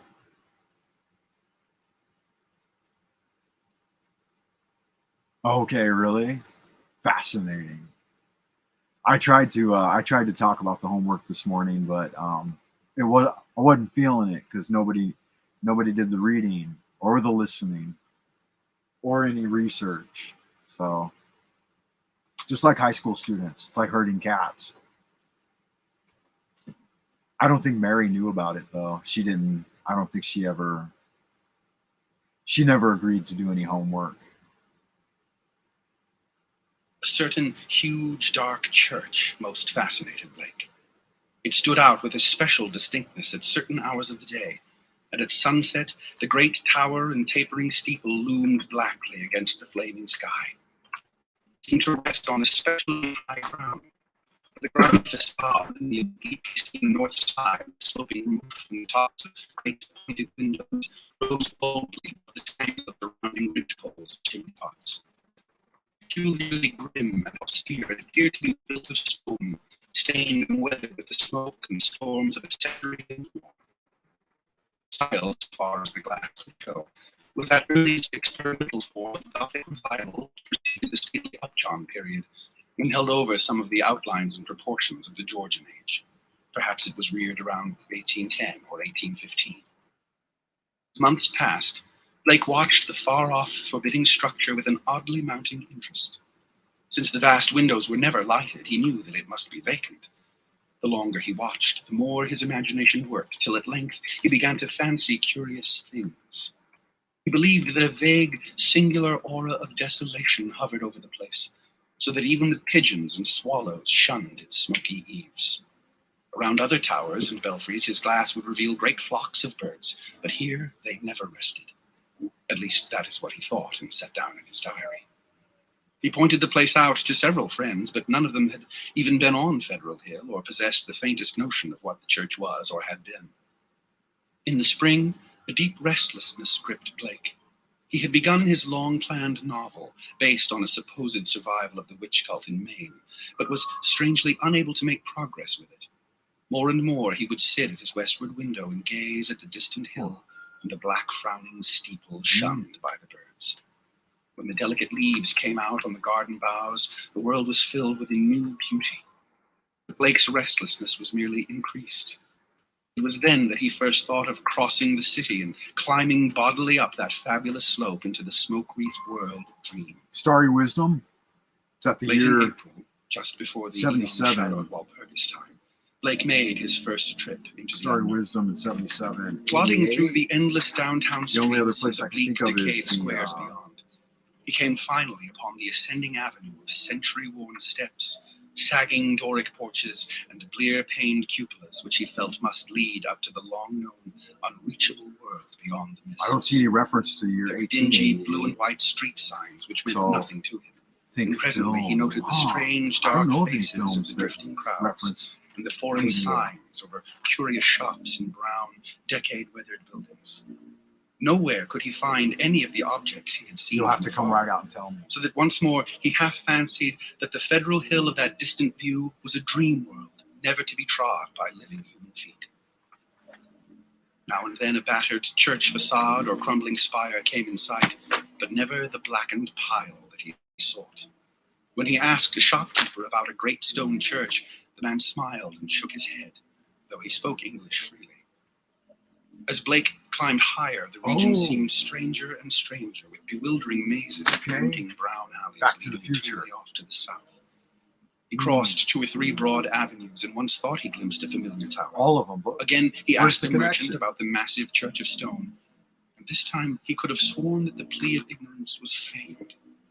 you The dark gotta man's enlighten face me. had a look of fear. I don't which see a he tried to connection hide, between and Blake saw him make a curious sign with his right hand. Marty and Then suddenly, a black time spire travel. stood out Yeah, against the is there any cloudy time sky travel on his in this left, one? above the tiers of brown I don't know roofs if there is. tangled suddenly out. Maybe. He knew at once what it was and plunged toward it through the squalid, unpaved lanes that climbed the avenue.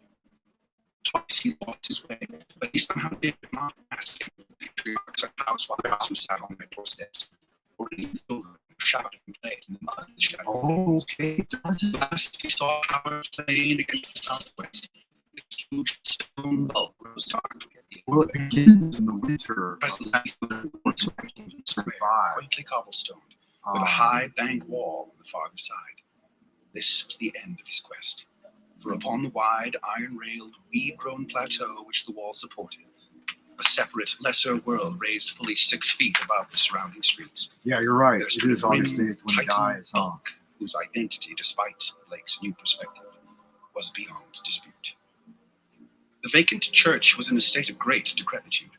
Yeah, Some of the high stone buttresses had fallen. Several delicate finials lay half lost among the brown, neglected weeds and Yeah, grasses. you're staring into The your... sooty Gothic windows were largely unbroken, though many of the stone mullions were missing. You're staring into your shining trapezohedron right now. That's how you're viewing me. He foresaw the coming. Well, they already had TVs back then. They already had film technology. So he knew what was up. He probably had a shining trapezohedron in his room. That's why he was able to perceive some of this stuff. It's the pineal gland as well, right?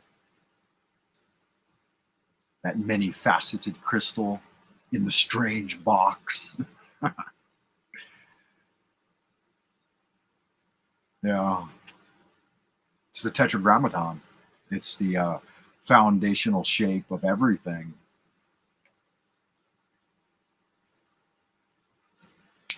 All right, the water molecule, the one molecule in creation that behaves against all physical reality. Physics is all fine and dandy until you encounter water. Then it all falls apart. So you found something more than me? I mean, well, different than me. I would have never have thought of, but why does 8-8 relate to Back to the Future? I know that he could time travel through the trapezohedron, but he doesn't really, right?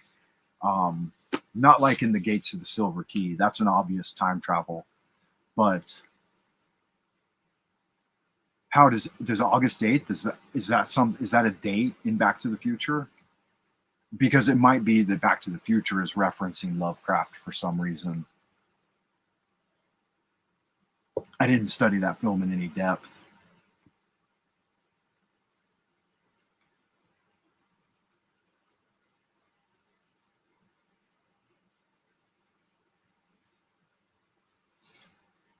Well, the first numerological thing that I see, it was young Blake in paragraph, like on the first page, somewhere, maybe in the fifth or sixth paragraph.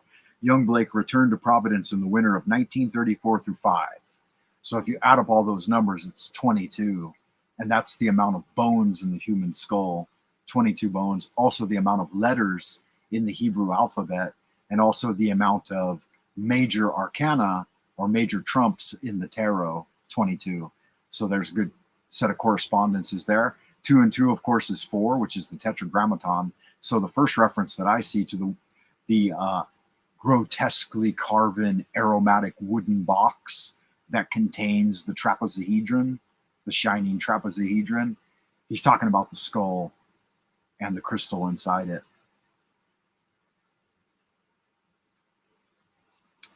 The colonial staircase and the 3 steps, the Atom period mantles and a rear set of rooms 3 steps below the general level. Did you see that? That's alchemy right there. He's talking about when you go out of the Septadian, you have to go down to arrive at the first adrenal pump. And then the colonial staircase is the spine going up to the head. But he's giving the first basics of internal alchemy right here. But he does it through all his writing. He reiterates this over and over again. 13 steps, 33 steps, this kind of thing. Yeah, tell me something else. What was your general mood of it? What did you think? It should be Scorpio October is 8, but I see how Leo and all middles of seasons are signs similar to Scorpio, so maybe it was for a reason. Huh, that's interesting.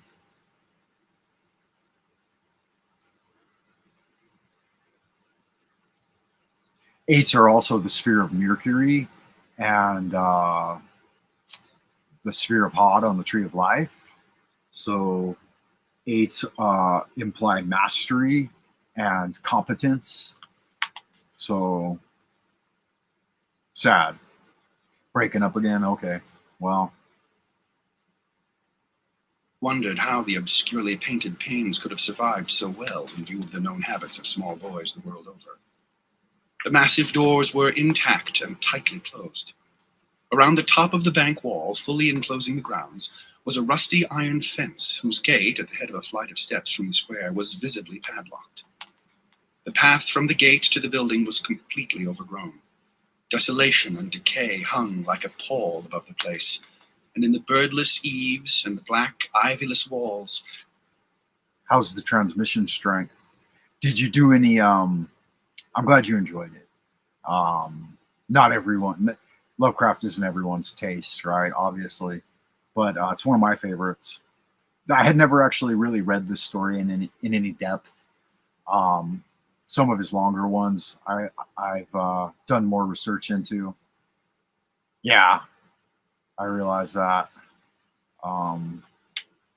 Some of the other numerology and gematria is apparent in the story. I won't go too depth, but we've got, as the months passed, Blake watched the far-off forbidding structure with an oddly mounting interest. So right at the end of that paragraph, there's perhaps it was reared around 1810 or 1815, right? So we've got a 10 and a 15, which he's indicating two tarot major trumps, Fortune and the Devil. So we see a shout out to the Devil right there. And the card of Fortune and Fate.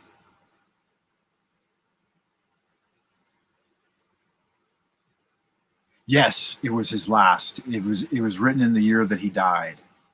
So I think this one was written in March of 1936, and he died shortly after. This one was written in February, and then he died in March, something like that. So that was his last story.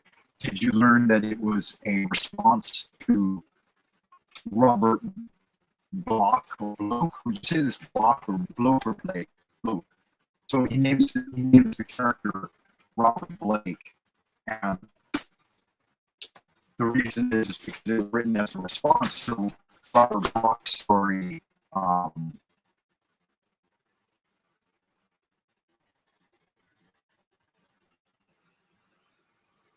That was written the year before, so, or not long, just a couple of months before. So Robert Bloch printed The Shambler from the Stars in Weird Tales in 1935, September of 1935. And then so Lovecraft read it and then started responding to it. So we have September, October, November, December, January, February, 5 months. Within 5 months, he had put out this last piece, The Haunter of the Dark. And then Bloch wrote one more story after Haunter of the Dark to make it a trilogy. Okay. Yeah, that's right.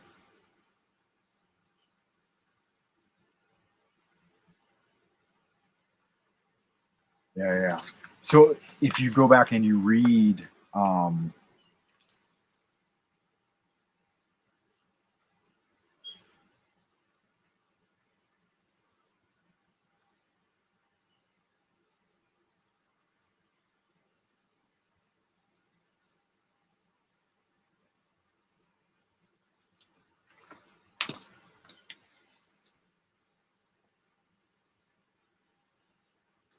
Yeah. If you read the first story by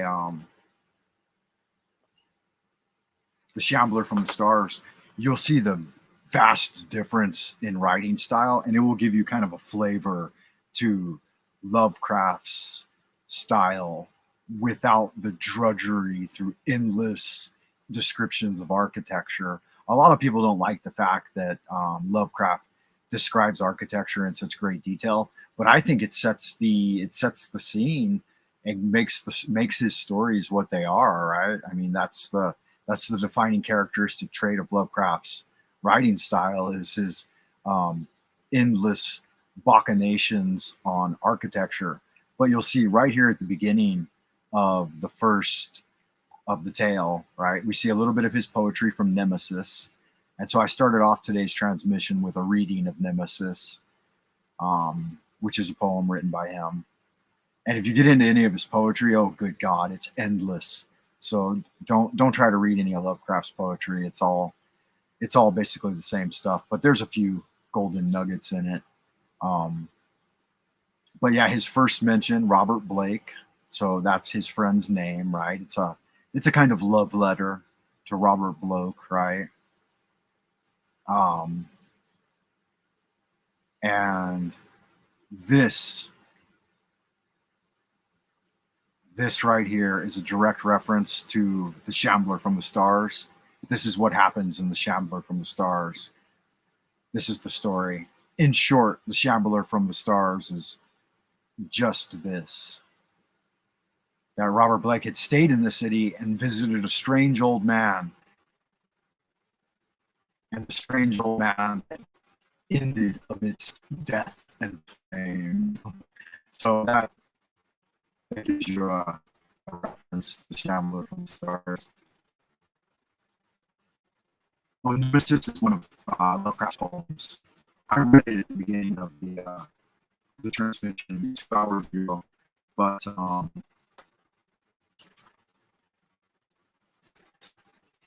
yeah, so you might actually enjoy Shambler from the Stars more because it's written in a much simpler, straightforward manner. It doesn't have any of Lovecraft's flamboyance, so it's a real easy read.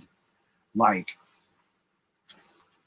you could read Shambler from the Stars in 10 minutes, whereas like Haunter from the Dark might take you 30 minutes if you don't look up any words.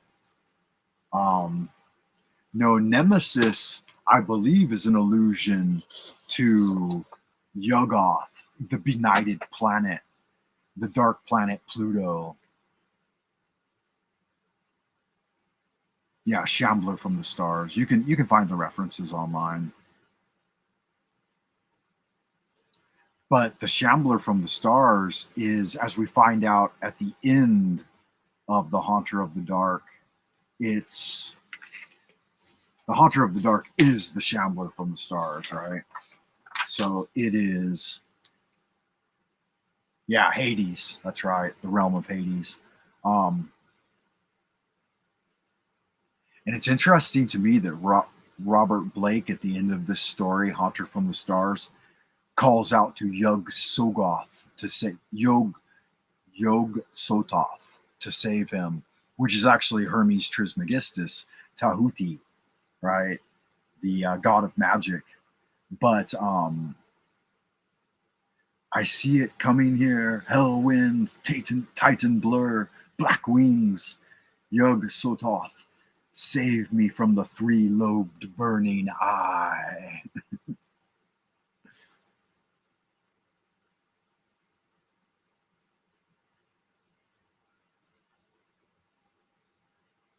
Azathoth. Let's see what Mary's sharing with us here. Blake felt a touch of the dimly sinister beyond his power to define. All fixed signs are the ones with holding power. There were very few people in the square, but Blake saw a policeman at the northerly end and approached him with questions about the church. He was a great, wholesome Irishman, and it seemed odd that he would do little more than make the sign of the cross and mutter that people never spoke of that building. When Blake pressed him, he said very hurriedly that the Italian priests warned everybody against Taurus, vowing that a Leo, monstrous Scorpio, evil had once dwelt there. Aquarius. He himself had heard dark whispers of it from his father, who recalled certain sounds. Maybe, yeah. From his boyhood. Those are the gateways. There had been a bad sect there in the old The days, wormholes. an outlaw sect that called up awful things from some unknown gulf of night. It had taken a good priest to exorcise what had come, though there did be those who said that merely the light could do it. If Father O'Malley were alive, there would be many of the thing he could tell. But now there was nothing to do but let it alone. It hurt nobody now, and those that owned it were dead or far away. They were away like rats, and talk in 77. When people began to mind where folks vanished, now Some days he would step in and take the wares. Better to be left alone for the years to follow. Less things be stirred out the rest forever in their black abyss.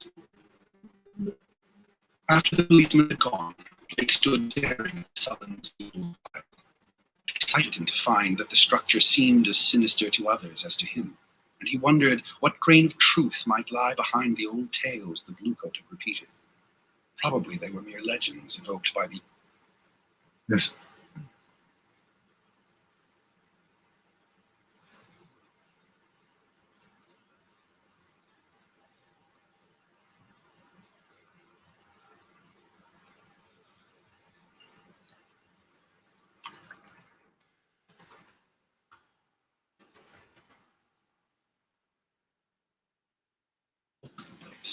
Even so, they were like a strange coming to life of one of his own stories. The afternoon sun came out from behind dispersing clouds, but seemed unable to light up the stained, sooty walls of the old temple that towered on its high plateau. It was odd that the green of spring had not touched the brown, withered growths in the raised iron-fenced yard. Blake found himself edging nearer the raised area and examining the bank wall and rusted fence for possible avenues of ingress.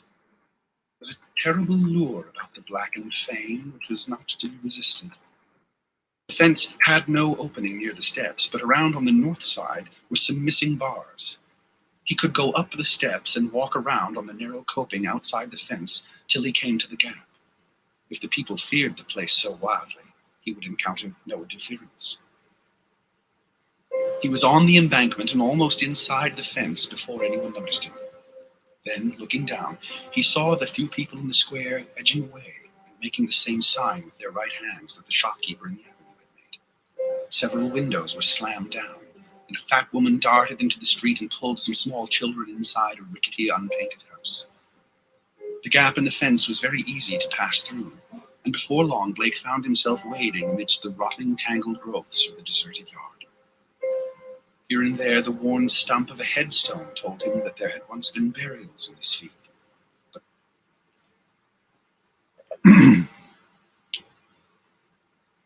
I don't know, me personally, I'm a little inclined to agree with this line of thinking because I've gotten into states of flow where I can write, and maybe the wording and composition is my own work, but the human mind is a receiver.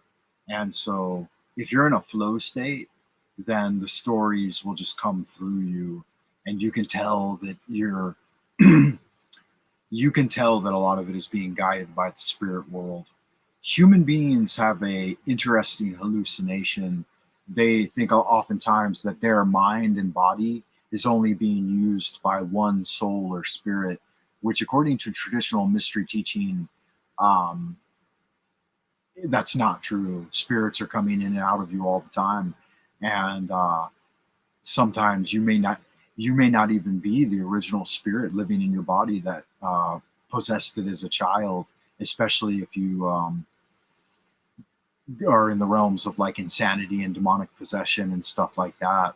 So if you ever give up your sovereignty, then that doesn't necessarily mean that the body won't live on without you with other daimoniacal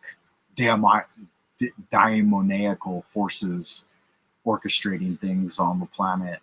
And guys who go really dark, like Potato Head over there that likes to molest children and thinks he's in control of the entire world.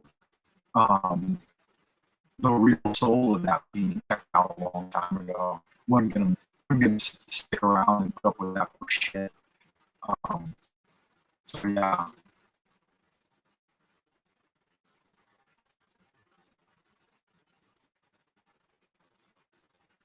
Okay, cool. Moon is fairer when the moon is large like a jury, and it's harder to listen to words, easier to listen to tones and voices.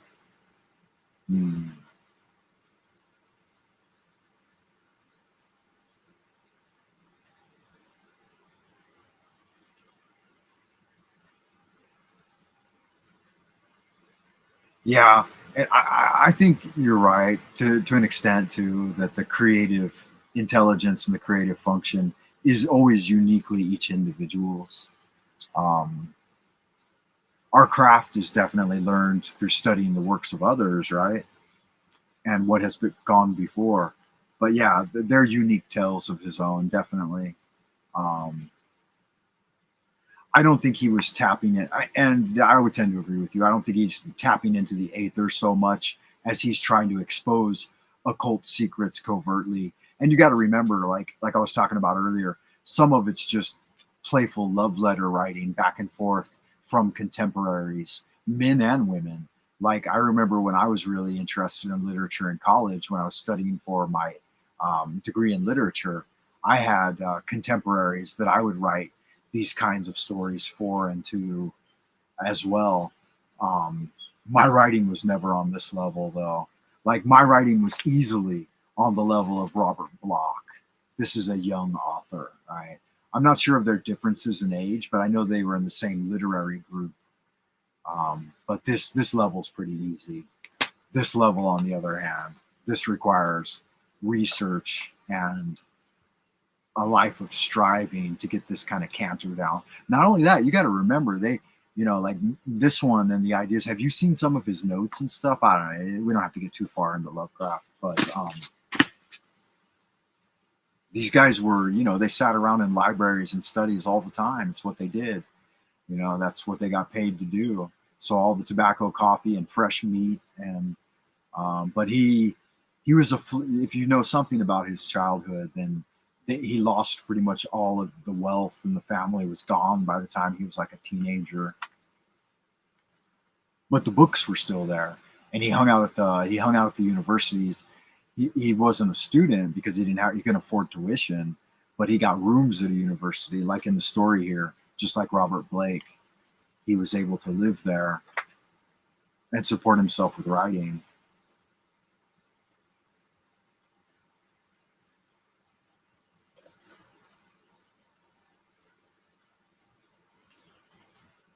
Yeah, maybe there's radio signal interference with my Wi-Fi.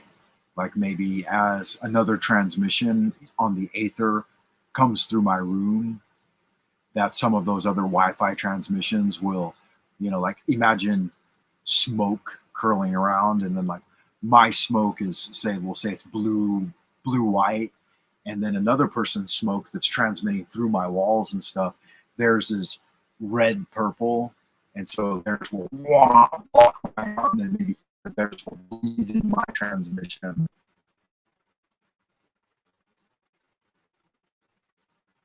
Yeah, if you imagine the amount of aether around us, God, it's toxic.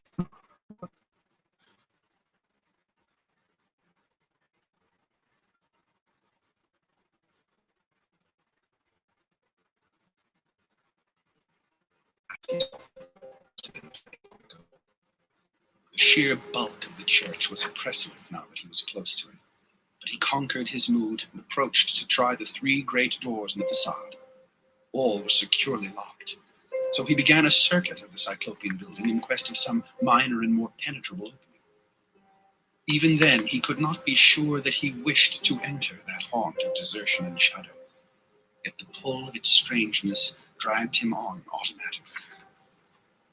A yawning and unprotected cellar window in the rear furnished the needed aperture. Peering in, Blake saw a subterranean gulf of cobwebs and dust faintly lit by the western sun's filtered rays. Debris, old barrels, and ruined boxes and furniture of numerous sorts met his eye, though over everything lay a shroud of dust which softened all sharp outlines. Yeah, there's a third story too.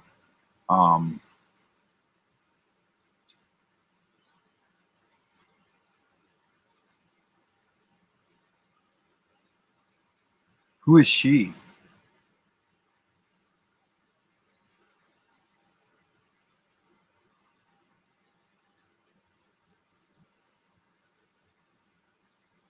Yeah, there were a bunch of them. I can't remember names off the top of my head because I don't usually like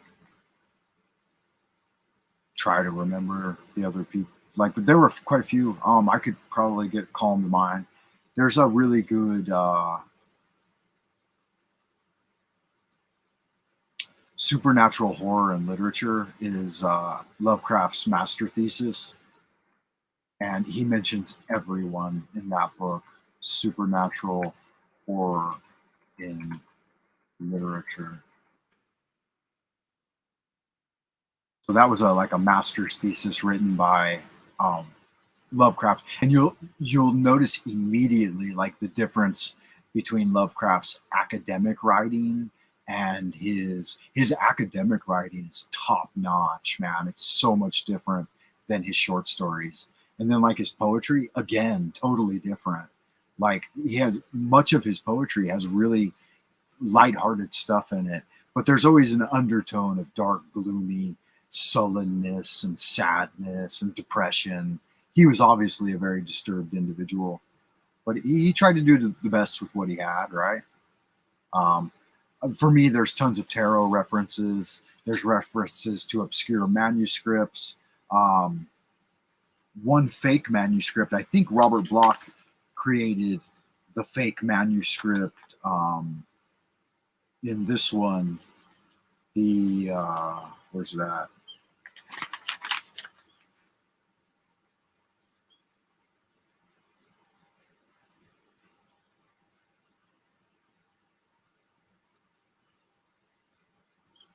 So the Necronomicon in the Book of Ibon and the Cultes de Ghouls, those are all fake manuscripts created by Lovecraft himself. But Robert Bloch coined the term for the one about the worms. What was the name of it? It's the main focus of the story, the Shambler from the Stars.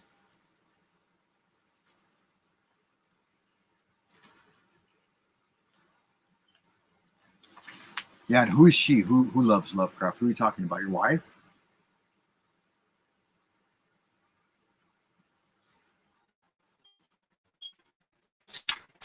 I mentioned, can you find it?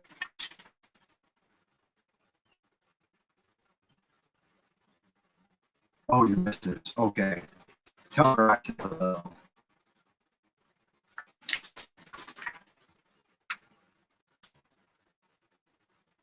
Mysteries of the worm, but the Latin name is different. It's Vermin de Mysterious, I think. Oh, I can't find it. I'm pretty sure I even highlighted it. Father, I haven't figured it all out by any means. I've been studying Lovecraft for 10 years. Yeah, De Vermis Mysteriis. That was Robert Bloch's fake manuscript. But they were real books. I mean, these guys had human-bound tomes sitting around their studies, pig-bound tomes written on vellum, really valuable, high-quality books, high-dollar books, 15th century manuscripts, and 12th century, even older. But a lot of those were burned and put into private. If they weren't put into private collections, then they were usually burned. Because the MFers don't want people having their hands on stuff.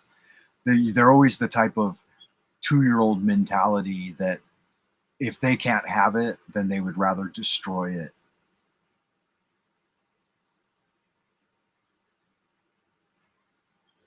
So that's nice that your missus likes to read.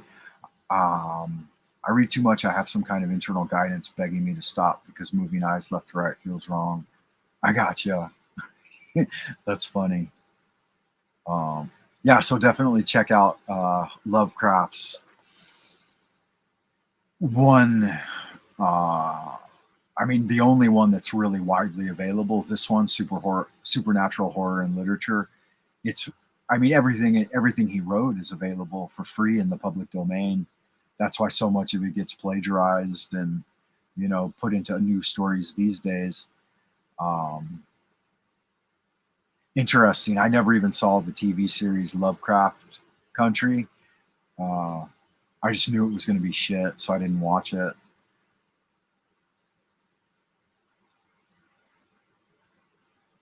No, that's okay. You don't have to read Mary to be, Uh, I, I, I do less and less these days because I'm so busy. I just listen to audiobooks all the time. But yeah, I've always been fond of reading. My mother encouraged me to read when I was a boy, and she read up until just recently. She's in her 70s, and she always had and encouraged like bookkeeping in the house. Like you're talking hundreds and hundreds and hundreds, even thousands of books in the house. But she got rid of all of her books recently, and she let some of my books go too. But I think most of my books are still at my house.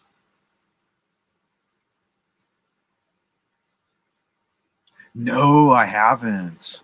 It's funny because I'm not huge into film watching. I like a few movies and I've watched some, and I know there are a lot of video games and stuff too, but I became interested in Lovecraft over here in China, and I had zero contact with Western culture until the internet recently.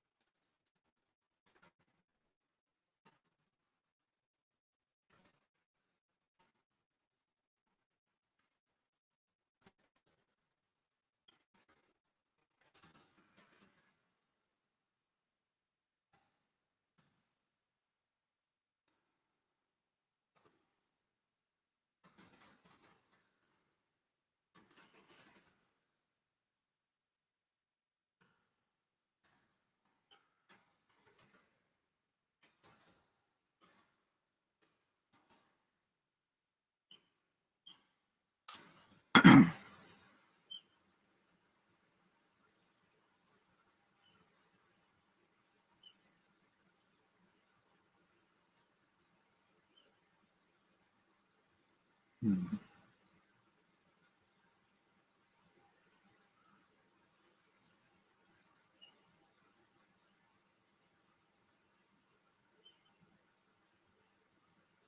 Okay. Well, yeah, that's a little different than me. I'm a huge bookworm. I'm kind of Lovecraftian in that nature, that more autodidactic. Like I went to university, but I never really paid attention much to what they had to fucking say. I thought they were full of shit 90% of the time, but I had to read all the books, and I love reading. And I could sit down and read 8 hours straight, no problem, especially interesting novels and stuff. But I don't have a very powerful memory, and when I want to encode things in memory, it takes me quite a bit of time. Like I have to study it quite liberally in order to be able to lock it into the mind. But I find that interesting, and that's why we're here. That's why we gather and meet and chat and commune over things like this, right? Like the literary revelries. Um, it's to learn from others what they see in it. Like I never would have made any modern day film connections, pop culture film connections to any of Lovecraft's works.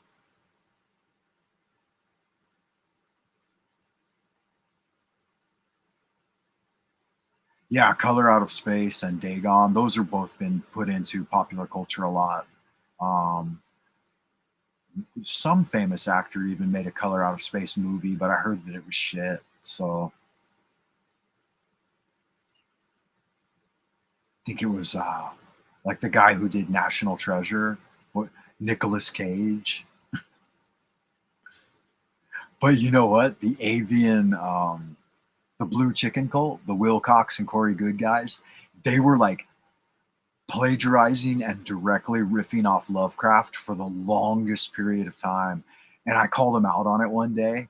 And the guys on Edge of Wonder, I'm like, everything you just said, there was like a direct quote from Lovecraft. And they actually responded to me, the guys from Edge of Wonder. I don't know if you guys ever watched Edge of Wonder, but they responded. They're like, really? I don't even know who Lovecraft is. And I'm like, and like within the next couple of weeks, they did a presentation on Lovecraft, and it was really good. And like they were really smart and great presenters of sci-fi fantasy, like blue chicken cult shit. And they got shut down. They got kicked off of YouTube. Can you believe it? Because they were too political. You're not allowed to counter the narrative these days, and you're not allowed to actively work towards influencing people away from the mainstream narrative. If you do, that's the main thing, is if you deviate people's interest away from being brainwashed, then you're really a problem. Especially if you've got a sub base like they did. They had millions of subs, probably 2 million when they got their channel booted.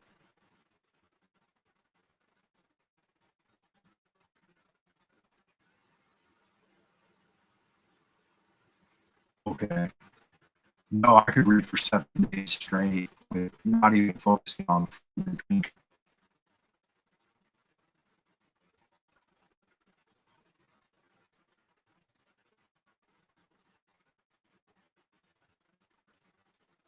Okay. Audio and kinesthetic. Yeah, that's good. So you would do well with dance, right? Music and dance, Mary. If I ever make it out there to New Scotland, I'll teach you the basics of swing dance.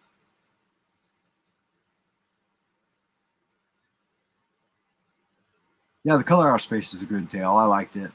I liked the meteor and then poking at it in the laboratory, and then all of his family dying. It's kind of sad. Not one of my favorites, actually, Color Out of Space. Got to be honest with you. I'd say my top Lovecraft stories are The Whisperer in Darkness, definitely. That one's awesome. And Shiny New Cylinder.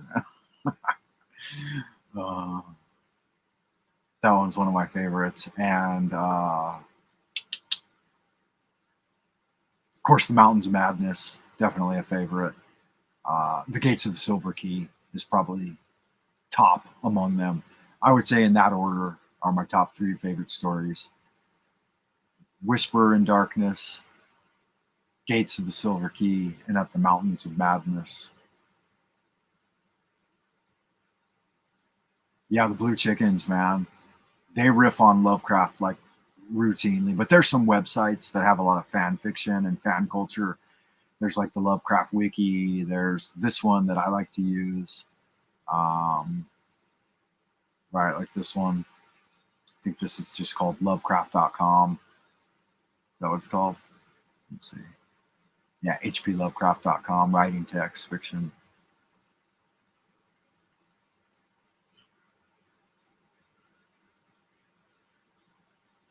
What did you think of, have a look at this, Chris. What did you think of this list here that he found in the pocket of the investigator? The paper held a puzzling nature, and Blake read it carefully in dim westward window. Its disjointed text included the following phrases. Professor Enoch Bowen, home from Egypt, May 1844, buys old Free Will Church in July. His archaeological work and studies in occult are well known. And Enoch, Enoch Bowen. Dr. Down of the Fourth Baptist warns of the Starry Wisdom cult in sermon on the 29th of December, 1844. Congregation 97 by end of 45. 1846, 3 disappearances. First mention of shining trapezohedron. 7 disappearances. 1848. Stories of blood sacrifice begin. Investigation of 1853 comes to nothing. Stories of sounds. Freighter O'Malley. Now, is this O'Malley an ancestor of the police officer O'Malley that he mentions in the investigations? I don't know. But Freighter O'Malley tells Bible worshiping with box found in great Egyptian ruins, says they developed something that can't exist in light. Things a little light and vanished by strong light. Then has been summoned in, probably got this from the deathbed confession of Francis X. Frank Monday. So he mentions me. Just kidding. Feeney.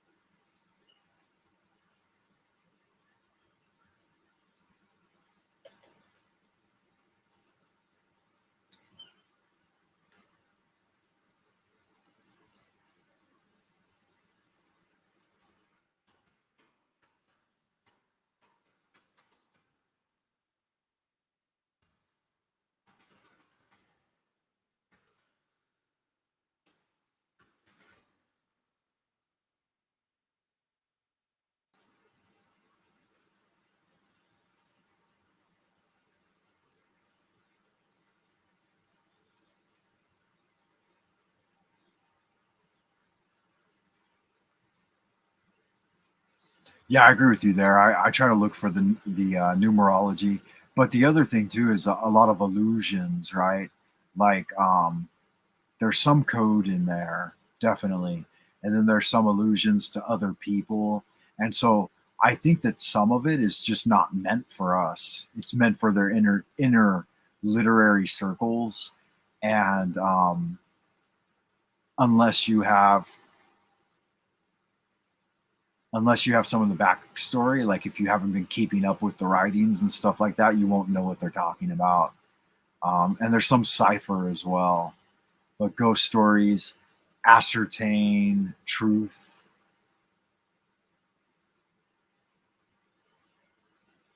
And some of it is just building the storyline, right? It's just a random piece of information because it's Edwin M. Lillibridge,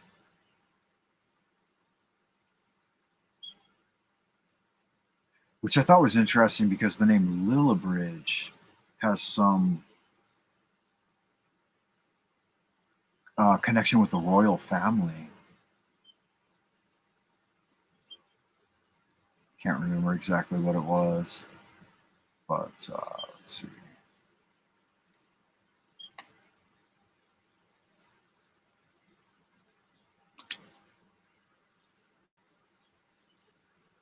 Don't remember. Laura Lillibridge. So there are Lillibridges still extant. Dr. Scott Lillibridge. So lots of Lillibridge descendants. Just a name, I guess.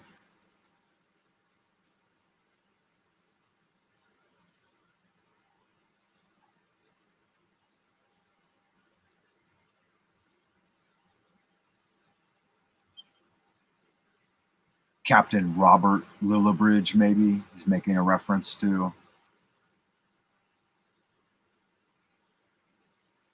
So 1700s.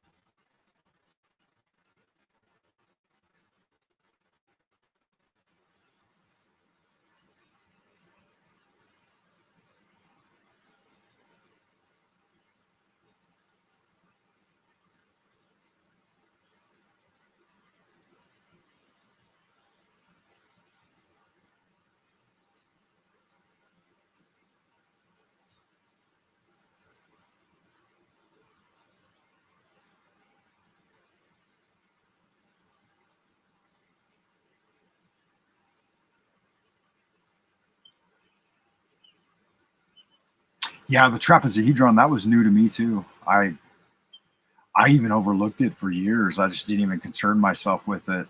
And then it wasn't until maybe a couple of years ago I looked it up and tried to figure out what it was or what he was making an allusion to. And I think that he was referencing the pineal gland, pineal gland in the head, because he talks about the grotesquely carved aromatic wooden box that holds it. And then around it, there have been references to the number 22 in various coded forms. And so I thought that he was referencing that connection between 22, that it's major arcana, bones in the head, and the 22 letters of the Hebrew alphabet, because he makes a lot of references to the Hebrew alphabet too. And so I think those like more overt references are just things that he's saying, obviously this is a part of the culture and I understand it.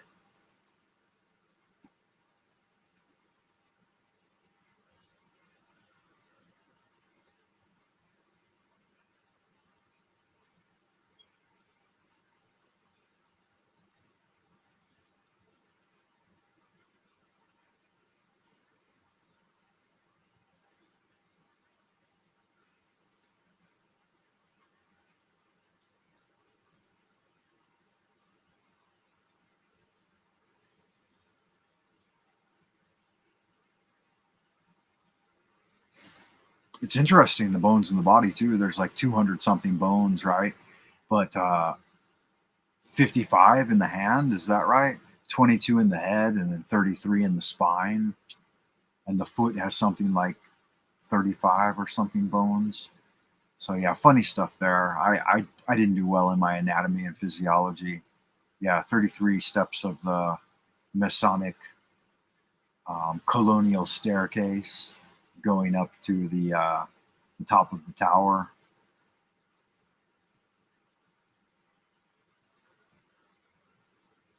It's funny to me too, because that, like, the Kundalini, I guess, is obviously an Indian idea, but the direct reference to 33 and the Christ consciousness, that's like direct internal alchemy from Taoism.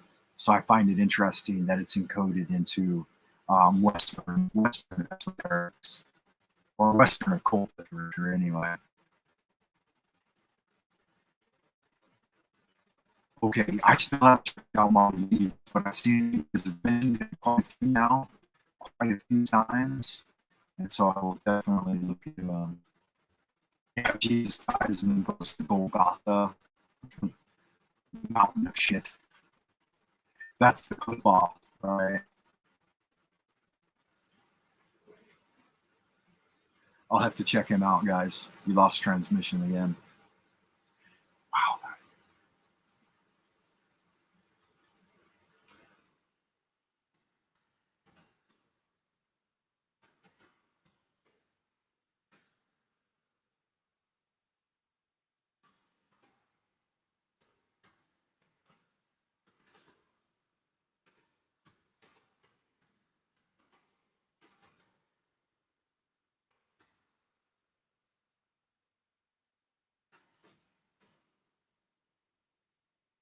Okay. Yeah, it keeps going out. I don't understand it. That's why I'm not as cheerful and chatty as I should be.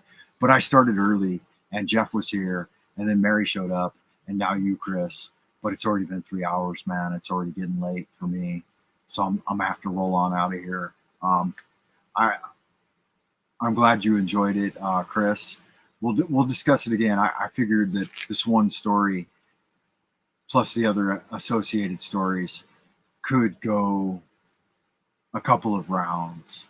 So if you guys are interested in joining the literary revelries on Sundays, and I'll try to make it consistent, like around 6 or 7 a.m. my time. So you were on time, Chris. I was way too early because I woke up early. Then go ahead and either listen to or read The Shambler from the Stars. And there's a third story too in the trilogy. Robert Bloch wrote another story that happens after The Haunter of the Dark. So read both of those if you're interested in participating in the literary revelries. And if nobody else has any requests, if you do have a request for literary revelries, then let me know, maybe ahead of time, and then we'll talk about it on Sundays. Yeah. I think I'm gonna go back to bed for a couple of hours. I got up way too early, man. Okay, good. Thank you, Mary. I appreciate that.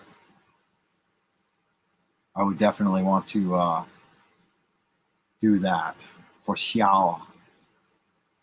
Yeah, good to see you, man. I'm gonna head off into dreamland. Yeah, through the gates. So, in Nemesis, the poem, Lovecraft writes that the gates of sleep are guarded by ghouls.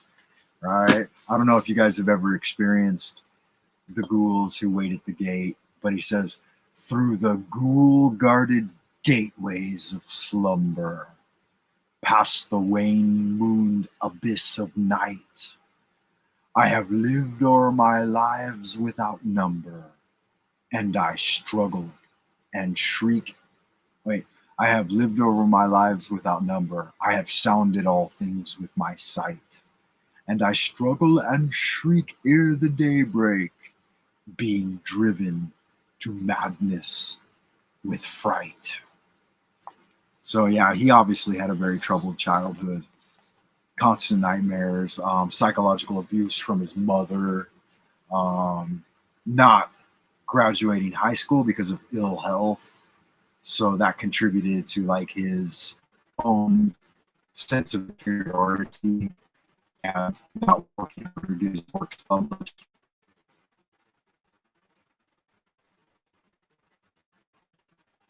Okay, if you remember, Mary, come back and put it in the comments below.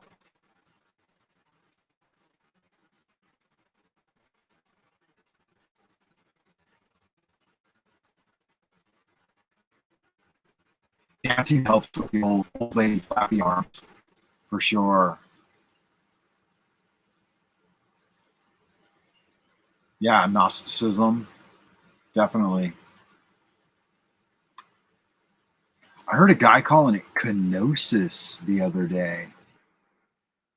I was like, the G is silent. Why would you call it kenosis? Have you ever heard that pronunciation of this word, Chris? And it was Jordan Peterson. And he was talking with another highly erudite and educated individual. And they kept saying kenosis. And I was like, what the fuck? Never heard anybody ever say that way. I've only ever heard this as gnosis. And maybe that's because the only place I hear it is from me reading it in my own mind. And not many people discuss gnosis, or they didn't used to, at least. Now it's the big thing, right?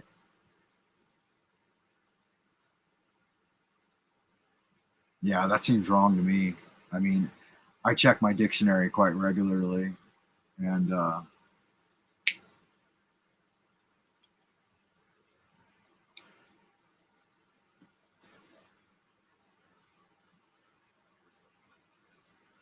Gnostic Church and Academy and Lord of Jesus Christ.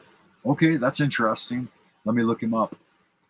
I'll look him up before we roll out of here.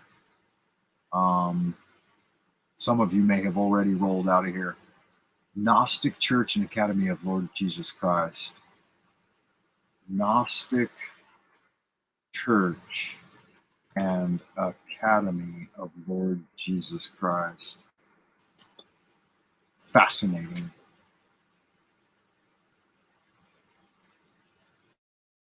Is he like a hardcore religious Christian zealot? Because if so, I'm not going to be able to handle that much of that shit. Let me check him out. I think I know this guy from somewhere. The Rising of Lazarus. Yeah, this guy, I've watched a few of his videos, guys, I think. And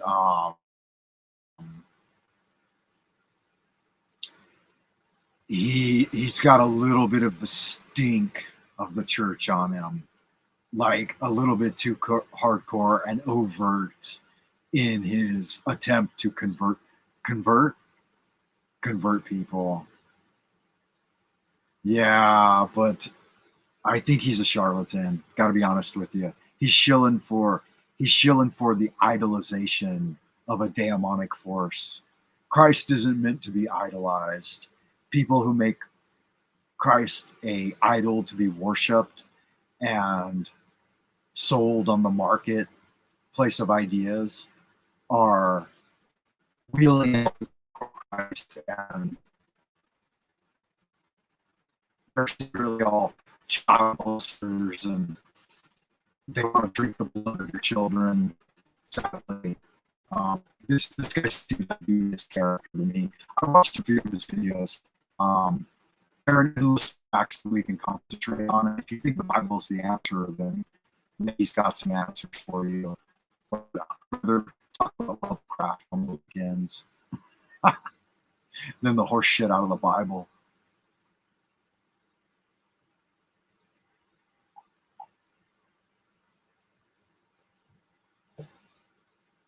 I remember that he does talk. He's one of the guys I found in 2010, so I find him interesting to watch their whole journeys, I suppose. Yeah, especially I have most of their charts. Okay, that's cool. There's nothing wrong with that. and he might be okay, but he seems like a little bit of a charlatan to me. And he's pushing something. He's selling something, definitely. It's either he's selling indoctrination into the church, which is okay for people who enjoy that.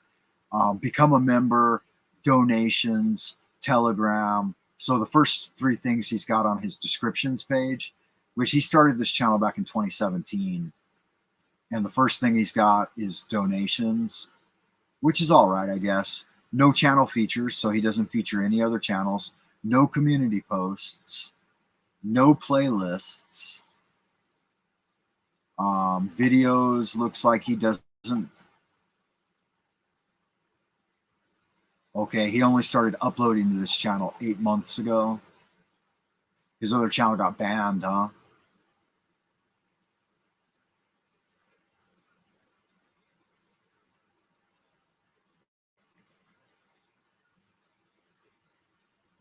Okay, I selling books. I gotcha.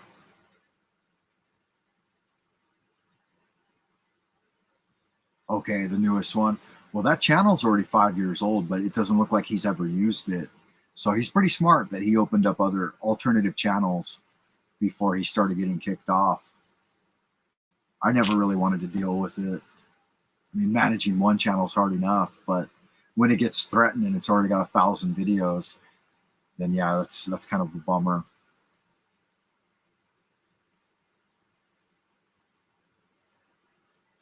Yeah, that's a good way to do it, Chris. Well, I'll listen to a lot of different people too, but like once I've heard them shill a couple of times and like, I don't know, I guess be an e-beggar, even I guess I've done it a little bit. Not really though, like I try to be funny about it. But if it becomes too persistent, and then I notice too that like if they allow a lot of monetization on their pages, then I'm just not here for that. Like I'll shill out for one of my favorite researchers. I do it quite a bit, and he recommends other researchers all the time. But honestly, I can't listen to any of the people that he's recommended to me. But Esoterica is one of my favorites. DJ's fun. I like DJ. DJ doesn't do that much shilling, but he doesn't do that much digging deep either. Like he's not really looking for direct truths. He's too often sci-fi, fantasy, NASA, space Nazi land to really worry about the truth.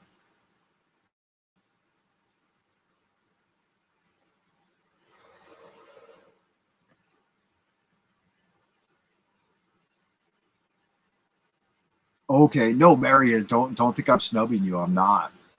I'll check him out again. I'll give him a second chance since you spoke on his behalf.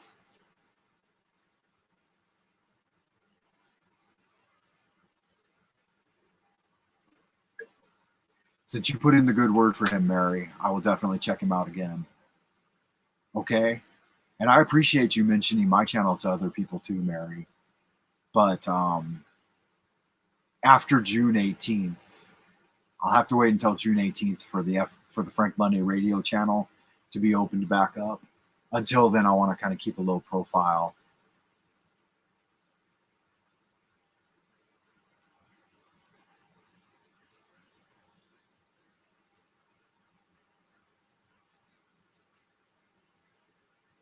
Yeah, that's me right there. I just want friends along the path of paranormal research. I don't want to be brainwashed or dogmatized to or moralized to. I can't even listen to Manly P. Hall and people praise him all the time. And I'm like, good God. You know, that's like sitting in Sunday school, having someone moralize at you all the time. And those are usually the most deviant people in the world. You know, they're secretly raping the choir boys and stuff. And it's like, yeah, like Sean Atwood. I know you guys mentioned Sean Atwood a lot. And I'm like, oh, dude, that guy's such a fucking sicko. I can just see the evil oozing out of him. Yeah, you're right about that. You're right about that. And you should know that my sixth sense, my intuition about people is just as powerful as yours, Mary. And thank you for this vote of confidence right here. But I call a spade a spade.